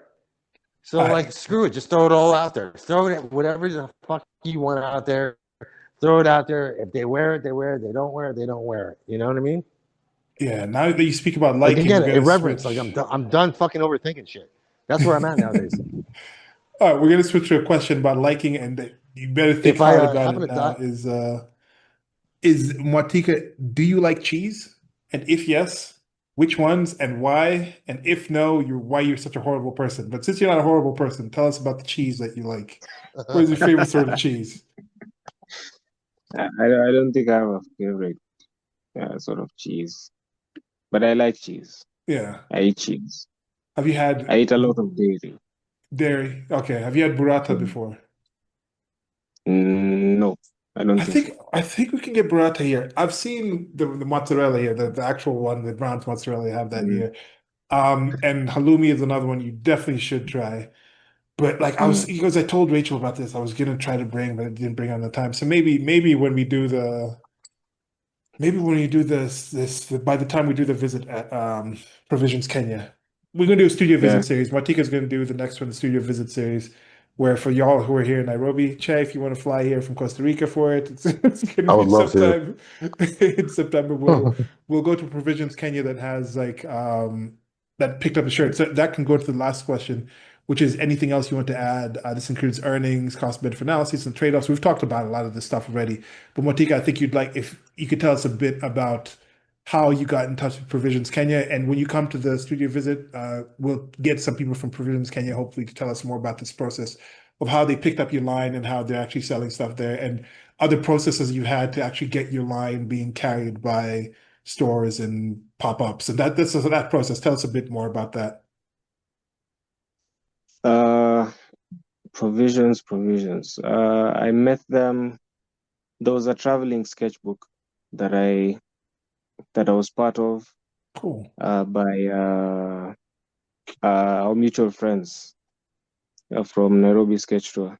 Okay. So they had a traveling sketchbook sometime last year but one that I took part in. So after the sketchbook had done its rounds, we had a meeting at Provisions. Mm-hmm. So when I went there, I saw the shop. I met Nancy. Sheldon introduced me to Nancy, and I was wearing the Kazi Ni Kazi shirt, one of the first ones, one of the very Nice. first ones. Yeah. And then she was like, "Yeah, we can have your products here for a month." That's what we do. We host artists' products. So it's not necessarily just merchandise, so even paintings, books, all sorts of stuff. Provisions. Yeah. Yeah, provisions for So that was the heart, mind, and Provisions. soul. Yeah. Yeah. So I reached out a few months later after we had gotten a better quality t-shirt, and yeah, we signed the contract and ended up extending for an extra month. It was pretty good. So they just take a percentage of the sales. They don't Mm-hmm. charge for rent. Nice. And then at Noah Boutique, it's a different arrangement altogether. So for them, Okay. they charge rent, which is very affordable. And then whatever you make, you keep. Okay, so why make over that? Okay. Yeah. So there's options, and this is the thing, like, don't get too daunted. Don't be like me and just think of how things can fail. Just test the market out there. There's people out there who are also seeing the same thing. They're like, that system doesn't work, let's provide something else. You could be the one to Yeah. start something. You could suggest something. Someone can see what you're doing. Just like you said, you did the design. Someone asked you Mm. to do the design for them, then you did the design for them, and then that ended up being the shirt company. But if you had just said no, like, oh, I don't have the ability to do the shirt stuff, that you wouldn't be here Yeah. with Kazi Ni Kazi. But like you said, Kazi Ni Kazi, that was work. Yeah. They asked you to do that. Exactly. That design was design. Design and design. Art and the art. Yeah. Yeah. So this kind of a partner there with that one. Yeah. Huh. But the beautiful thing about Nairobi is there are so many boutiques Mhm. because, but now the problem is there most Kenyans end up being priced out of nice Kenyan products. Mhm. And the reason for that is because producing in Kenya is very expensive because of a lot of reasons. It's easier for me to outsource things from elsewhere and then just come put my designs and then I sell. If we did that, I couldn't sell for half, but you could Mhm. sell for significantly cheaper. But since we're trying to make this brand a Kenyan brand, Yeah. not just a Kenyan in terms of the designs that we have to incur some costs. So that's why our prices are a bit high, but we still try to keep them slightly uh, just a bit friendly Yeah. for anybody who wants to. So when you're buying a Mafrica t-shirt, you're not just buying some cool design. You're buying into the story. You're buying into the movement that we're trying to create. And there are so many other brands in Kenya that are trying to do Mhm. the same thing of a Kenyan owned, everything made locally sourced, and there are now stores that are trying to be the home for these products. So like Okay. Provisions, and then there's Noah. There's also another one that opened recently. I think it's called Nihapa or something like that. Yeah. Yeah, This is and this is they one thing that, like cuts across the board. So everything from beauty products to yeah. textiles to stationery, like just literally everything. This is one thing I've seen. Like, of course, it's challenging on the cost of some of these things, access to some of these things, the time to do these things, the awareness, just in general, of having enough of a market of people who understand the value of this shirt can mean Yeah, more than just being a shirt. Um, And that's one thing that I've really been really inspired this last 2 years, getting more into the local community and just seeing that developing part. Like this is something that I realized with politics. I was focusing way much more on politics than art. I think because of how alien to art is, politics is like this is like a complete alien. It's a weird creature. But anyway, Yeah. so I realized that like when you have a developed country, it has certain set ways of the political system being set up. But when you have a Yeah. developing one, it can go different ways. Like it's developing, so there's a chance of to not go into the same mistakes that were done before, or you can start something new. Mm. Whereas the developed countries are kind of set and stuck in this is the way it's done. People say Hini Yeah. Kenya. I think it's actually the inverse, Mm. where it's like this is America. America is done this way. And as an Mm. artist, when I graduate as an artist, I'm expected you have to provide me this industry. The industry exists already, so that's my place in the industry. You have to give me the job. I Mm. have to have the clients. I have to be able to just do the work that I want in this system. You have to provide me the Yeah. shirt company. There's that kind of expectation because the system is set. But here, people have developed that. You're growing the industry. You're finding new ways to do things. You're convincing people this is a thing.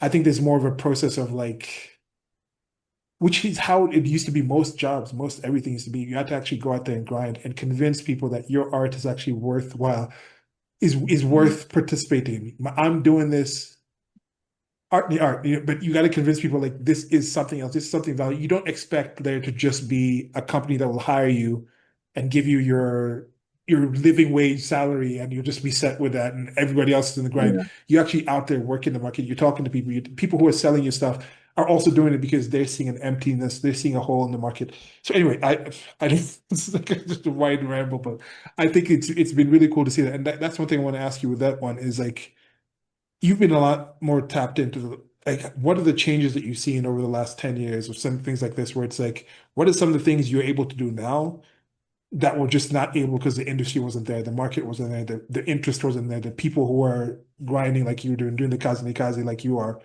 weren't there. What are the Mm. changes you've seen over the last like decade or so? I think the biggest change has been with the artists themselves. Yeah. The establishment is still as rigid as it was 10 years ago. Mhm. But there's a shift in how artists are seeing their products and whatever output that they're putting out into the world. People are trying to get like people are just being a bit more practical with their crafts, which was something Okay. that wasn't happening.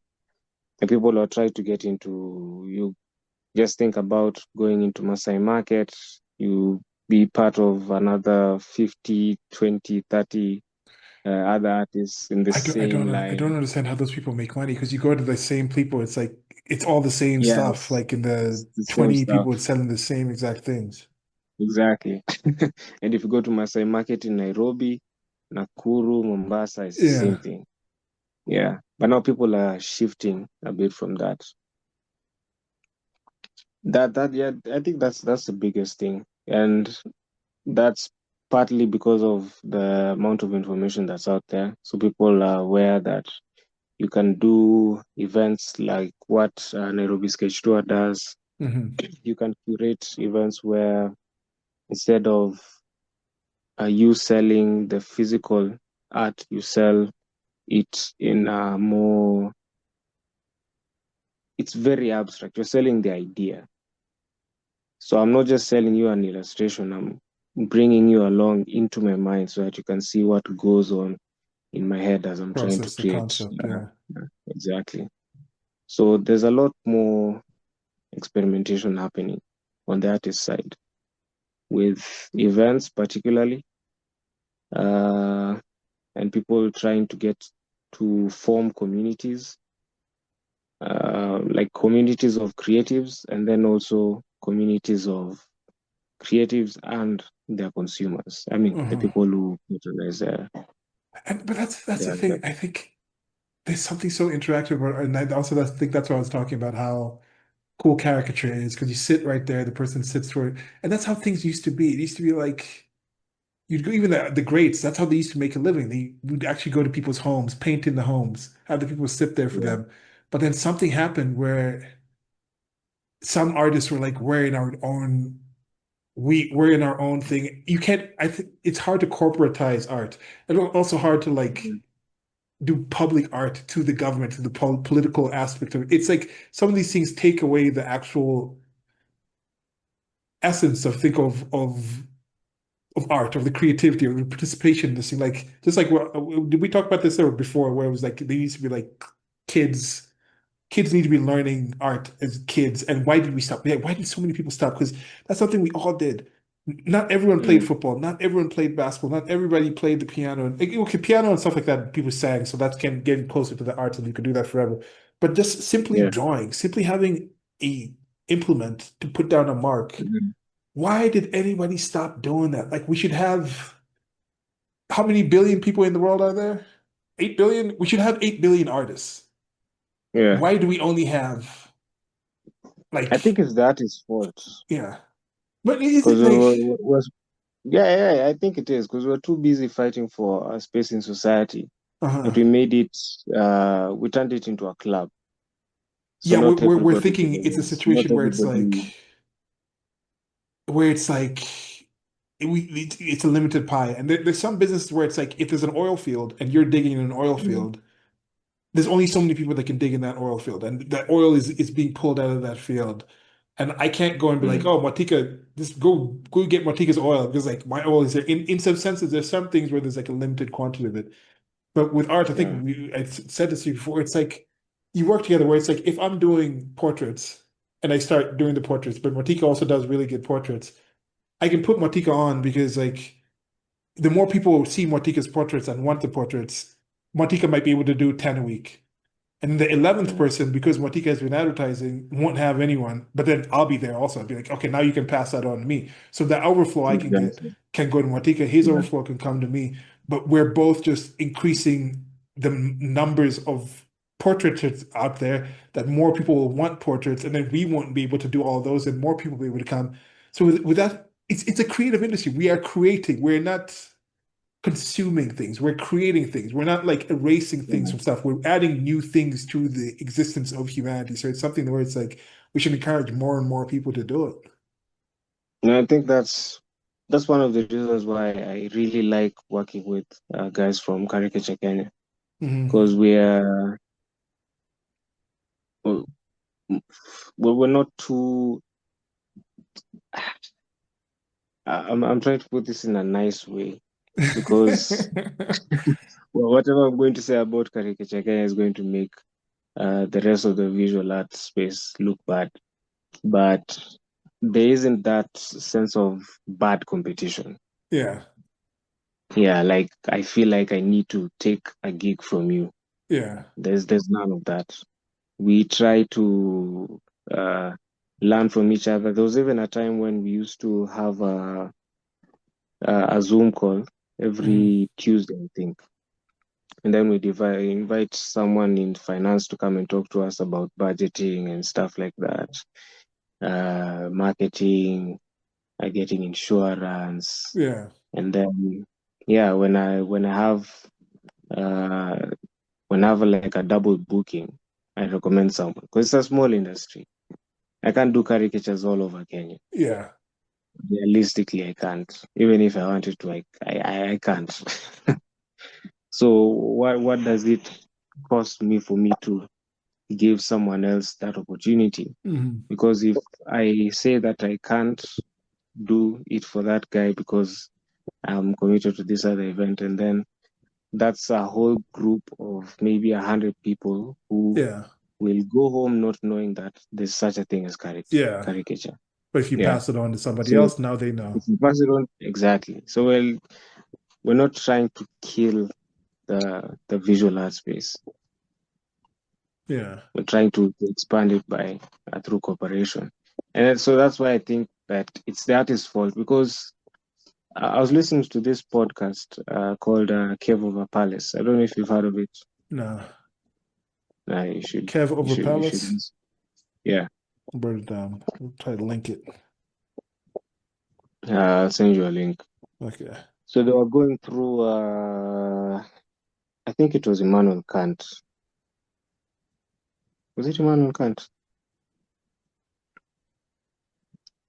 I've forgotten who they were dissecting some of his work.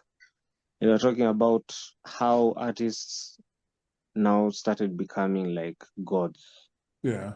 in the eyes of the people. During the Renaissance, the person making the frame could sometimes get more money than the person making the painting. Hmm. So there was no real definition between craft and painting. Yeah. Because like Da Vinci, his first, or rather, the earliest work that we know from him was him painting for his master, Verrocchio. So it was very common for them there to be like a grandmaster and then have a Yeah. bunch of artists working under him. So it's not really like this god of a person. Yeah. So after that, people now started praising the artist a bit more, and I think it Okay. started with them. So I can see what you're So saying when right that there. Yeah. exactly, yeah. So they fell into that lie. They So fell it's for like that lie. where the artists themselves are the ones who chose to stop having apprentices, to stop like Yes. now to seek more of a let me paint and create for status and rather Mm. than like to reproduce what I'm doing or to pass it on to somebody else in that kind of sense where it's Yeah, like let me just try to elevate myself to the highest point in society. uh And then now, since art has always been something the elites use to like a marker for social status, yeah. it reinforced that whole idea. So now we've had Hey, hundreds and doggy. hundreds of years of artists trying to get into that space of the elites, and the elites trying to limit the amount of art and beauty that regular people can have access to. And then now we've gotten to the 21st century where everything has been liberalized. Nobody's stopping you from seeing the Mona Lisa, even if you're just seeing it from a screen. Yeah. But the artist It still used to wants be to. hid off in somebody's house and yeah. Exactly, yeah. And then it's But now, our decision of how limited we expose our stuff. It's me deciding to keep this stuff and not talk to people and not put it out. And that like, exactly. yeah, we were talking about how like one of the differences with the creative field is it's like cooperative. It's like by me putting your art on, it doesn't take away my Mm, art. It increases people's awareness and valuation of art. So yeah. it's like something that we as creatives need to understand, like we're not destructive in what we're doing. We're creating new things. So we don't need to be worried about like limiting the pie. There's no limited pie because we're creating the pie, we're baking the pie, we're planting Mm, the seeds. You know, that's the process in the creative fields where it's like in other fields, there's a lot of internal competition where you're like, I need to mm. hold these clients myself. I need Yeah, to like hold There's this a there's resource no idea of myself. market Yeah. share when it comes to the creative industry. Yeah. In with everything else, art there's a market share. with art. There's no cooperation. There's no competition, in my opinion, Hmm. Mm, because I'm doing something you can't do. Yeah. exactly. Just like you're doing something I can't do. I can't draw like you. Your art is specific to who you are. Hmm. So where's the competition? The competition is within ourselves. Like if I put my stuff out there, and let's say you steal my work. Well, first off, we're gonna know you're a thief because obviously you're gonna see my client, my No stealing of work here, but definitely are open to suggestions. So let us know how better we can do this project. And also you can go to that website as said, I know greatpeople.carbon33.com. Take those questions. You can even change the questionnaire around. It's not like some sort of thing you have to do it this way. But if you want to, you can post them up. You can tag or collab with the YouTube page. You can send stuff in if it's just open with these kind of questions, just people talking about lived experiences from their points of view in an open and genuine way. I'll add it to the project. You can turn this project into something else that you want as well. But something Che was saying here that I've been thinking about that made me think about a lot of things just with meeting these guys and just having more conversations when I'm having these. I'm thinking, oh man, I know somebody else was doing this and I want y'all to talk and let's talk about this, see what else we can do. Or things that you are personally doing that you find out somebody else has done it. Like Mwatika is younger than I am. Che is a bit older than I am. And we have these different things in different times coming to these different ideas and we're able to do things together. But I think if you really have a solid idea and you find somebody else is also thinking about that similar thing, that should strengthen your belief and in that idea, and it should get you connected to that person versus having some animosity like, oh, this person is taking my thing. And you should be able to come together and build that thing up stronger. And that's the kind of things that I'm looking into doing. And that's the kind of things that this project is part of. The Storytelling Network, Carbon 33. It's just a bunch of things that I've been thinking of doing that took too long to do and I'm finally doing. And I thank the people who come onto this and I thank the people that listen to this because y'all are making something that I've thought of doing for so long actually happen. Thank you, gents, for bearing with me with this thing. Eventually, I'll Zoom and get so we could just do straight recordings. But for now, we're on the free version because some of this project I want to do is start off with also is like get it so people can how you can do it with the free stuff. So Zoom free. Also using DaVinci Decode which is free. Using Crittens GIMP for like the images. So I'll start with that, but I am going to, by end of the year, I'll be back on Adobe and get some of these things paid and handle like a StreamYard or something where you can be streaming these things. So get some of that stuff set up. But I want to be able to show people that entry level to participate in this project. You don't have to spend any money, just the time. And the time is valuable. And I really appreciate y'all being here for this. But yeah, what were we saying, Che? All I was saying was the end of the story was there's a lot of room for art. In fact, more art means more exposure, like you said, and more everything. I don't think it's a bad thing. Where intellectual property matters is like if I create a specific type of drawing or specific type of art and you steal that, well, that might be some intellectual property being stolen. But like no one can ever steal my art because I'm unique to myself. And hopefully you are too. It's like corporations care about stealing like proprietary recipes or something stupid like that. Yeah. You can't steal my recipe unless you learn how to draw exactly like me and take all my life experiences and somehow incorporate it into your work. It'll never be my work. You can copy me, but like, I don't know, man. Everybody even if you can get close, like what we were talking about with Mwatika, like was like there's only a limited amount of time you have to even generate that thing. So even if somebody is able to do, like, that's why we should understand, even having an apprentice isn't bad. Even if I teach somebody my techniques to do something, that means like, if a client comes to me and says like, I want you to do this, and then 10 people come and I'm only able to do 10 that week, but I've taught an apprentice to do something similar to what I'm doing, then I can take on 20 clients because I can pass it on to the apprentice. You know, and then like the apprentice can go out and do stuff that's similar. And they ask him, well, where did you learn to do that? Oh, I learned it from Silas. And then if he doesn't have enough time, they'll pass it back on to me. So it's just like, it's a beautiful thing in that kind of sense. We can just keep doing these things. And we need to, like you said, like Mwatika, it needs to be the creators ourselves. We need to get back into that whole being open to apprentice. And that's why I'm really like glad you put me in touch with Artiv, who've been on here before talking about like different ways to teach people here in Kenya creativity and art. That's what you're doing too. I'm teaching the kids. Yeah. Literally the kids today, I'm teaching them literally gold.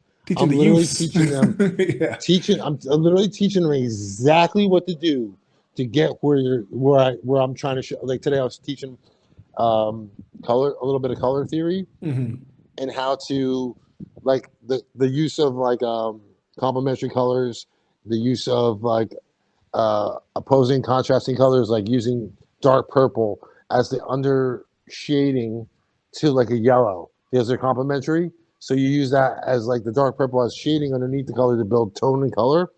So I understand there's a bit of an age gap and learning gap, but I'm trying to teach them the gold because I know one thing. Just like with martial arts, especially because I took martial arts for many years, was like you either get it and want to do it or don't get it and don't want to do it, or one of the two. Like imagine me trying to explain to somebody who doesn't do graffiti. Let's say you're an artist, but you don't do graffiti. Imagine me trying to explain to you and convince you to go write your name that you chose for yourself millions of times. It sounds like I'm a crazy person to try to convince you of that. So in other words, you're either going to have to want to do it, or there's no threat. You're never going to overtake me because you don't care to do it. Like I have this obsession, borderline crazy obsession with doing what I do. And it doesn't matter if I get paid at the end of the day to do it or not, because I'm still going to do it. Yeah. But try convincing that to a normal person. It's impossible. So there's no worry there. You're never going to touch me because you're not going to have the same amount of obsession that I did when I was 22 years old, going on train after train after train after train. You're never going to do that. And if you do that, then take what you can. Take it all. Take it from me, because you're never going to get there. I'll dare you to go there. So I want more people like that dare me to do that. That's inspiration. Artists are the anarchists. Artists are the people that are disruptors of chaos. These are the beautiful things about life. We're showing you that life doesn't have to be cookie cutter. We're showing you the beauty in the world. We're literally divining God and spirit and universe into our souls, and it's passing through our hands to the paper or the canvas or the shirt to you guys. Not you guys, but the people out there that we consider normies, or the people that just, and I'm not dissing the 9-to-5ers. We need 9-to-5ers too. And they need to start learning. They need to start taking courses. They need to start unlocking some of that aspect, and they can express some of those things. Because like this is one thing that it's taken me some time. It's taken me, I think it's only like the last 10 years when I've been like able to consistently get something where I'm like comfortable enough, like, okay, I think what I'm putting down on paper, what I'm putting down on the comp or whatever I'm putting is like close enough to the image. But that entire time before I was working on these things, and occasionally some things would spark and be close. But people would look at what I'm doing like, oh, that's amazing. But I'm like, the image I had in my mind, I didn't have the ability to actually create those things. So it takes some time. And that shouldn't be a reason for you to stop. That shouldn't be a reason for you to stop at all. No, sometimes that's your problem. You know how many Yeah. times I did something that I actually thought was fucking whack? I did it in my book. I left it in there because my sketchbook. I'm like, it's whack. I don't like the colors. I don't like this. I don't like that. I don't like that one stupid line that nobody notices. I don't like that line. Yeah. And guess what? Those are often my most popular pieces that I had to learn to love because they were more popular than what I thought was cool. I'll do a cool piece. Sometimes I'll show a piece of my, like, whatever. And I was like, hey, what do you think about this? It's my awesome piece. And they're like, yeah, it's all right. It doesn't resonate with somebody. What resonates with somebody is something that you can't quantify. Yeah, that's why the best thing is to put it out there, to put the stuff out there. Once you draw it, once you create it, it's not yours anymore. You're giving it to the world, and it's up to those people to decide whether or not it's good or not. Because you already know, it doesn't matter what you fucking think. You're the artist. It really doesn't matter. I hate to say it like that, but like, it really doesn't matter what you think. Because Mwatika had a similar thing at the last studio visit we had. We did some combination drawings, and then he had one of us go up and talk about the drawing, and he was like, "Yeah, this is pretty much just to show you that you can just bullshit about anything, but at the end of the day, the art will speak for itself. Like you can say whatever the heck you want to say about it, but the person who's looking at it is one who's going to like experience it and divine from it whatever it is they get." And I think that's the reason why the whole competition thing is stupid. Yeah. Because I want to steal clients from you, and I don't even know what they want. Yeah. Right. Yeah, it's very pretentious of me. It's very pretentious of me to think that I can do what you're doing and steal clients from you. Yeah. When I literally don't know what they want. I'm just putting stuff out there. As long as the art is not self-masturbatory in a way of like where it's self-serving. I mean, if you're doing art for the greater sense of it, to put it out there, you're doing the right thing. Because Kanye West one time compared himself to Pablo Picasso, and I said, that's hilarious. Yeah, he's comparing himself to Pablo Picasso if Picasso only did self-fucking portraits. I have an interesting relationship with Kanye because I think he's rather insanely brilliant in many ways. I don't know how much of it is actual artistic brilliance and how much is just like a manic mentality. So it's hard to divorce the two from each other. But like I had this thing. Kanye made me realize this one thing where it's like if Kanye West thought like the average person, he wouldn't be Kanye West. Like he needs to be off the break. Like he needs to be off the wall. Like when you have the inverse of people saying like, I'm still Jenny from the block. I'm like, no, you're not. First of all, like not even you're living in an entire block. You're wealthy. You're in a different sort of mindset. But like that's a different sort of situation. But now when it comes to someone like Kanye, like you don't get Jesus walks without George Bush doesn't care about black people. Like it comes from the same mind. You don't get like you have things like Heil Hitler. You have things like Beyonce had the best album because you also get like Gold Digger. You also get like what's you can't separate the two from one. Like it's like he's somebody who's like fully realized, and in that kind of sense, I kind of stand for Kanye in that kind of sense. Like he's truly like a tortured artist that tortures himself and just gets into different places. Like I think on that one, I kind of I feel like I gotta like stand for him a bit. I don't know. Not that he needs defending. He's straight. He lost billions, but he's still straight. He's still his tortured self in his own mad way. But yeah, okay. So I think that's it for the main questionnaire. Mwatika at the start of this was asking how long this would go. I don't think it's for 3 hours or so. But like the last three questions are pretty straightforward. Now it's like, do you have any questions for me? Just based off what we've talked about here, you can think of. You don't have to bring one now. You can ask one later, or any questions for Che? Che's still there. You might come back. I don't know if you can hear us. Question for you. When are you starting to put your stuff out there? Well, the Redbubble store is already up, so I already put those stuff out there. Get some sales from it. Just made like a $5 sale yesterday. I don't know what it was. Let me check. And yeah, I just need to start marketing more. Now it's just like maybe I need to talk to your I need to talk to your who's doing the shirts for you, so I can do a limited run of the ones that will work on that. And then I'll start selling them here locally because the Made America 250, I want to start selling those here. So I'll start doing a line for that. But I think the full launch probably, I don't know, November is such a long way from now, but we talked about doing the Afri Love Fest. So I'll bring it up with the Afri Love Fest people and see if we can also have like just a tent of people who want to start doing this. Because I think this is something that we could talk about doing this more and just encouraging more creatives to use the systems that we have set up to get these shirts where we can have it here, talk to people like Che and like, okay, Che is out there. I talked to Cassandra in the States, and maybe just from the four of us already, we have like now different locations: a South America location, North America location, a Kenya and Africa location, Sub-Saharan Africa location. Then even from us, we can now start talking to other creators and saying, instead of going to these bigger red bubbles, those kind of people come to us and we can do limited runs that we can curate and we can advertise and talk about them together. So maybe we can think about doing something like that, because that I think would be closer to what I wanted to do versus just like I have it on Redbubble, and one of my best selling shirts was this Thomas Sowell, this Sowell 3. I like Thomas Sowell, the economist. Yeah, I know.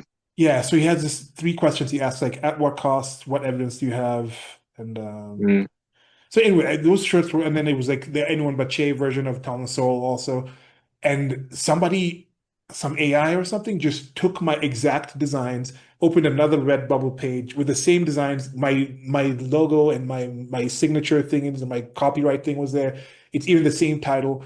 So that was my bestseller, and I just managed to check because I was posting on my blog and I wanted to actually have a link to it. So I went and checked, and Redbubble took it down. But when you have it out there in the open like that, that's the things that can happen. So I don't know how many sales they took away from me.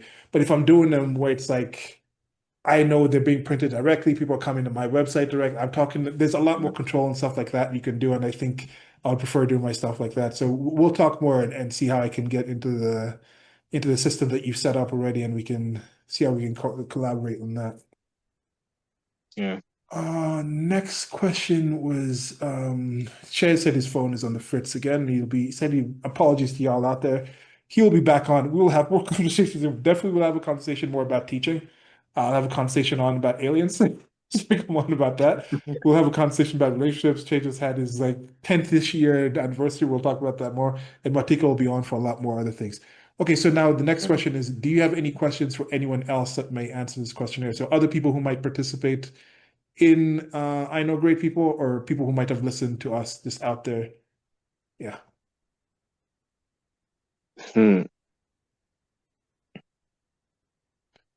Like maybe if there's a particular job or a particular pastime, a particular occupation you'd be interested in.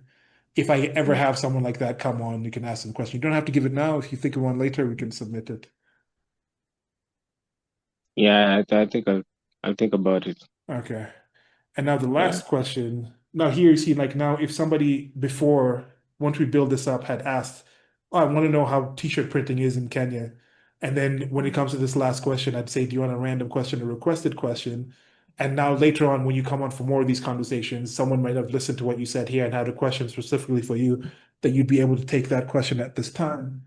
But since we haven't built up to that point yet, I got these hypotheticals that my brother gave me. So it's a random Okay. question. I'm gonna pick a few cards from here. Let me pick like 5 cards. So pick a number between 1 through 5, and I'll pick one of those. 3. Okay. The musical reversal. Assume everything about your musical taste was reversed overnight. Everything you once loved, you now hate. Everything you once hated, you now love. For example, if your favorite band was always REM, they suddenly sound awful to you. They have become the band you dislike the most. By the same token, if you've never been remotely interested in the work of Yes and Jethro Tull, those two groups will instantly seem fascinating. If you generally dislike jazz today, you'll generally like jazz tomorrow. If you currently consider the first album of Veruca Salt to be slightly above average, you'll abruptly find it slightly below average. Everything will become its opposite, but everything will remain in balance and the rest of your personality will remain unchanged. So in all likelihood, you won't love music any less or more than you do right now. There will still be artists you love and who make you happy, and there will still be artists you currently find unlistenable. Now, I concede that this transformation would make you unhappy, but explain why. Okay. Uh, Well, it would make me unhappy because I'd have to be a male Kenyan Swiftie. And I don't know how I'd be you able don't like to Taylor Swift? navigate. Taylor Swift makes great music, dude. I actually like Taylor Swift's albums. Like Enchanted is a really good song. She has a few like really good songs. No, everybody has a few good songs, Yeah. but yeah, I guess like like yeah, I like the I'd Red be album. The 22 maybe is okay, but then yeah, some of the stuff is I guess it's I get that's an ersatz aspect of it, and she's very it's a very we're talking about the corporatization of art. It's a very methodical, mechanical. yeah, it's very she's like she's pretty much Beyonce for white America. Let's put it that way. Yeah, yeah, So in that aspect where like they're super successful because they've yeah, understood the beats, how they affect people, certain tones, certain yeah, things. The present they're yeah. both like meticulous about their presentation, about their public Mm, image. It's people like now with someone like that, like I understand that is more like a top-down thing and that kind of stuff. Like someone like Lady Gaga for me is like one of the most amazing creatives out there where she's like he's Stefania Germanotta, but she goes in and buys into the actual like the character of Lady Gaga. She plays that. She's like live action role playing her character, her mm, being, her everything the whole time she's just existing in public. And that performance aspect is like she's a true performance artist. She's not just a musician, but she's a performance yeah, artist. Her whole yeah, existence is a performance. Yet you have yeah. people like Taylor Swift and Beyonce who package themselves as regular humans, but it's also a different performance. Mm, And I prefer the people like Gaga who just buy into like the commit to the bit and like, no, this is who I am. I am Lady Gaga when you see me out in mm, public. Like, but at home, yeah. yeah. So, okay, so this music thing, I don't know. I am kind of a person who generally has like a wide range of musics, but I don't know if this would make me unhappy actually. Like, why? It would be so weird walking around, uh, talking to people about Taylor Swift. Like, how many people can I have that conversation with? This It's very massive lonely. groups online where you Very. can have like your Swifties and whatnot. You No, can I'm start talking like about real life in Kenya. like how many times like I I don't. can I don't start even think. I don't even think my younger cousins listen to Taylor Swift like that much. I think the thing Like is, to be an actual I think Swiftie. maybe I already don't really talk about music with people that much, so it's not Mm. really, it wouldn't really change my interactions that much. I don't know. And I really do listen to a wide range of music, so it's like, but I guess yeah, it would be kind of tough to like all of a sudden really not like classical music. That would be kind of weird. Yeah, Yeah. what would be the inverse of like Ode to Joy? What's the inverse to something like Ode to Joy? What's the inverse to like? I'm listening to a whole bunch of like anime like songs. Like I just recently watched the Disaster trilogy, which is like Your Name. I'm forgetting the other names of those movies. Or like Your Name was the one where they write the name in the hands, and like there's one where it's like raining a lot in the movie, and then there's another one where it's like there's a chair that's like a human being, and like you're closing these doors, but they have like amazing music with it. So I really like a lot of role-playing game music. I like a lot of anime music, movies. So yeah, it'd be kind of weird to like hate all the Disney songs now. Like that'd be fucking weird, actually. What would I listen to? What's the music do I not like? Che, What music don't I like? we're on the Oh random man, question. I can go through the random question again if you don't mind, Mwatika, because he's a musician, so that he might actually have some different insight on this. Okay, so this is the random question, Che. You can jump in on this. So it's called the musical reversal. Assume everything about your musical taste was reversed overnight. Everything you once loved, you now hate. Everything you once hated, you now love. For example, if your yeah. favorite band was always been REM, they will now suddenly sound awful to you. They will become the band you dislike the most. But by the same token, if you've ever been remotely interested in the work of Yes and Jethro Tull, those two groups will instantly seem fascinating. If you generally dislike jazz today, you will generally like jazz tomorrow. If you currently consider the first album of Veruca Salt to be slightly above average, you'll abruptly find it slightly below average. Everything will become the opposite, but everything will remain in balance, and the rest of your personality will remain unchanged. So, in all likelihood, you won't love music any less or any more than you do right now. There will still be artists you love who make you happy. There will still be artists you currently find unlistenable. Now, I concede that this transformation would make you unhappy, but explain why. I have 25 songs that I put on my no playlist for What songs forever. are those? Well, I'll give you an You'd example be of listening songs to that them all the time now. it's songs that I actually like used to love. Like one of them is "Juicy" by Biggie Smalls, right? Yeah. I heard it so many times when it was popular. I can't listen to it for a second more. Nor can I listen to "Jump Around" by House of Pain. Nor can I listen to like the song by Dre. Da, da, da, da, da, dun, dun, dun, dun, Yeah. dun, dun. Okay. We're done with that song forever now. I've heard it 6,000 times.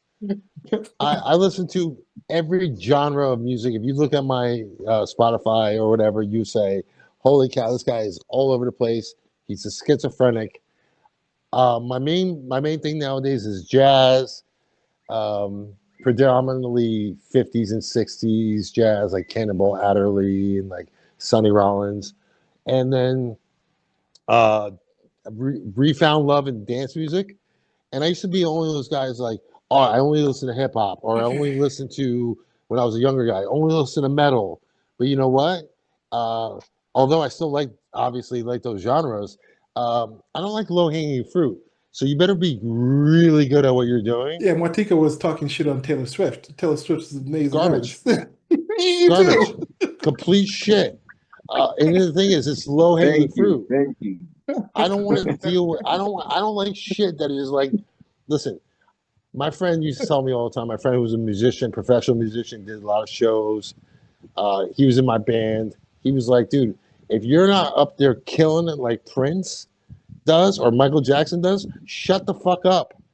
If you're not Yeah, killing it like they're doing it, but you're come not on, how killing many it. people are killing it like that? That's what we were talking about Or earlier. or It's like even these like new stuff. like I seen artists that I don't even like that was like, holy shit, they just killed it. Yeah, you Like appreciate the there's a effort. Yeah. there's a level, bro. There's a level, and it doesn't matter the genre, the level. I'm not a big fan of country music, but I do like country influenced artists. I like Johnny Cash. Do I listen to Johnny Cash all the time? No. Yeah. But I like shit that just transcends so many different levels. First of all, I'm not a teenage girl. I never had my heart broken by a dude.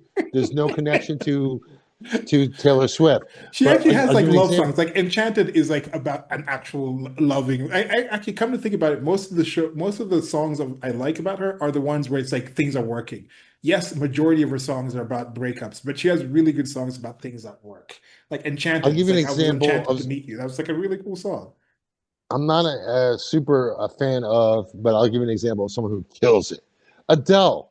Adele Yeah, is Adele's a amazing. Yeah. next level singer. Next level. Like way beyond average. So Yeah, that to me is I think somebody. hating no like somehow hating something that's just genuinely quality like Adele's singing would somehow I find it hard to imagine that not creeping into other aspects of my life. This whole premise is kind of like how can that not like I'm seeing something like Ode to Joy is just like such a beautiful combination of just sounds and stuff like where I think like it's the kind of thing where I think if you just took Ode to Joy and put it in like some speakers out in the woods, like animals would feel those sound waves and something would be experienced by it. So if you had the opposite experience of that, I don't see how that can be limited to just your musical taste. That has to have something has other effects in your life. I don't see it being just one way. I don't like boring shit. I just don't Yeah. like boring shit. It could be like it could be something so good that I don't even like it. But if it's so good that I have to appreciate it, big difference. Mhm. I don't have to like it for me to say, oh, it's good. There's country singers that I don't like, but I'll say they're good. They're good for that genre. Yeah. I don't have to like it for me to say it's good. That's a big misconception. People always attach their identity to everything that they do. I don't Yeah. need to attach identity. My identity is not music. I love music, but it doesn't make me who I am. It used to make me who I was. I used to want to be a rapper. I was a rapper for many years. It was like this thing. And when I realized there's a lot of shit for instance, Biggie Smalls, so many embarrassing misogynistic lyrics that I listened to as an adult and I'm embarrassed for. Coming back to some of that, like we were talking about the colonization of American culture and some aspects of where, like you're talking about with like the Chance the Rapper saying with the Chance the Rapper also another good, rather good performer. Really like a lot of Chance the Rapper stuff, but I saw it, it's like, come on, I like Chance. his stuff. But then something like that, like I've seen some rappers here talking about stuff and they're talking about like gangbang and stuff. I'm like, what does that have to do Yeah. with like your The existence, your lowest life? level, Like, lowest common denominator bullshit. like it's so And that weird when you doesn't see mean that. I don't need to be beaten in the head with like scriptures or Yeah. like some intense learning shit while I'm listening to music, but it better be good. That's it. That's all I'm asking for. Just be good. There's so many things that I didn't like you said, that I love now. Like I love old jazz because it takes you on a journey and it kind of reorganizes my weird brain. Like the Yeah, so more that chaotic happens already. I jazz is, think if I the was actually chaotic unhappy jazz by it, really I helps. think eventually my brain would switch me, well, those things would switch around again because there are things that I wasn't interested in before that I might be interested in now. So I think that might just naturally happen. It's a beautiful Yeah. thing. I think music's beautiful. It's just like I don't like low hanging fruit of any type. Okay. If you don't have to work for it, or if there's not something there substantially, like what are you doing? Because why listen to Cardi B when Miles Davis Oh, okay, yeah, exists? no. Okay, she has a few songs where I'm okay, but that's someone I kind of also avoid for various reasons. Also because of that, her actual person as a human being, the stuff she did, like Right. drugging people. So some of those things I'll actually know. Yeah, okay. All right. I If think I that don't well want to that hang that's out it. Wait, with That's wait, it. you, wait, wait. Do you believe in separating the artist from the In art? some cases I can. Mm. not R. It's Kelly. like First off, I don't think that R. Kelly was ever that great to begin with. Like there's remix to ignition. listen, It's a remix to ignition. my friend Press said to that me in the one time he was kitchen. I'm rolling man. Come my on, friends dude. my friend said to me one time, R. Kelly's one of the greatest songwriters of my time, and Ah, I had to put my foot in his ass and go, yeah, no, listen, I don't dude, think so. Stevie Wonder is still alive. You can't say this shit with Stevie Wonder still being alive. Stop fucking saying that. And he pissed on little chicks. So I can't fuck with that guy. Never, never, never. There's certain things where it's like it's a bit much, where it's like you find out and like, but I'm sure there's a lot of people I enjoy that are doing some horrific, immoral, and ethical stuff that I just haven't heard of yet. That I might reconsider Exactly. So, if I do find like out the about thing that is, stuff. like people have not been found out yet. Yeah. So A lot of people, bro. it's a case by case basis, but I'm pretty good at divorcing it, especially with my socio-political standpoint as like an ANCAP. We know how the creative field is very left progressive. If I was like somebody who's like, if I disagree with your politics, like I can't listen to you, they'd be like 90% of the stuff I enjoy, I would have to stop. So it's like, oh, I'm okay with still participating. By the way, none of these people are my heroes. I can respect an artist. Like, I'm a big Wu-Tang fan, right? But for instance, they're not my heroes. I met a lot of those guys in real life. They're cool. They're cool enough to me, but they're not my heroes.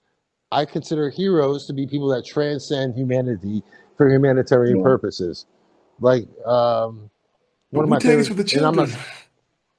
Like Che Guevara is not my hero. I'm more of a Marcos Marcos fan of the Chiapas leader, where he's like, I don't care about government. I only care about what my people need, and I respect that sentiment. I can't stand behind people that are fraudulent. I don't like people that are fake. Like, if you're a scumbag, be a scumbag. If you're not, then just do whatever. You're like, you know what I mean? Like, I respect honesty above everything, and I respect good music. Like, you don't have to like the genre to say that, hey, Johnny Cash is good. I don't like country, but Johnny Cash, yeah, he's good. Yeah. Well, what makes him good? Because what makes Method Man good? Method Man, when asked what one of his favorite artists is, he says Led Zeppelin. Led Zeppelin is one of Method Man's favorite artists. That's what makes him great, because he limit himself to his own genre of inspiration. Inspiration comes from many different places. You know? And on that note, I will have to limit ourselves to this genre. This conversation ending now, because to be honest, I am also super tired. I need to wake up. Listen, I'm also, my phone's about to die again, and I want to say goodbye to you guys in a proper fashion, because it was brilliant to talk to you two gentlemen. No, this is the first of many conversations, dude. I'm really glad. For sure, I'm always down, bro. I'm like a dad at home who works from home.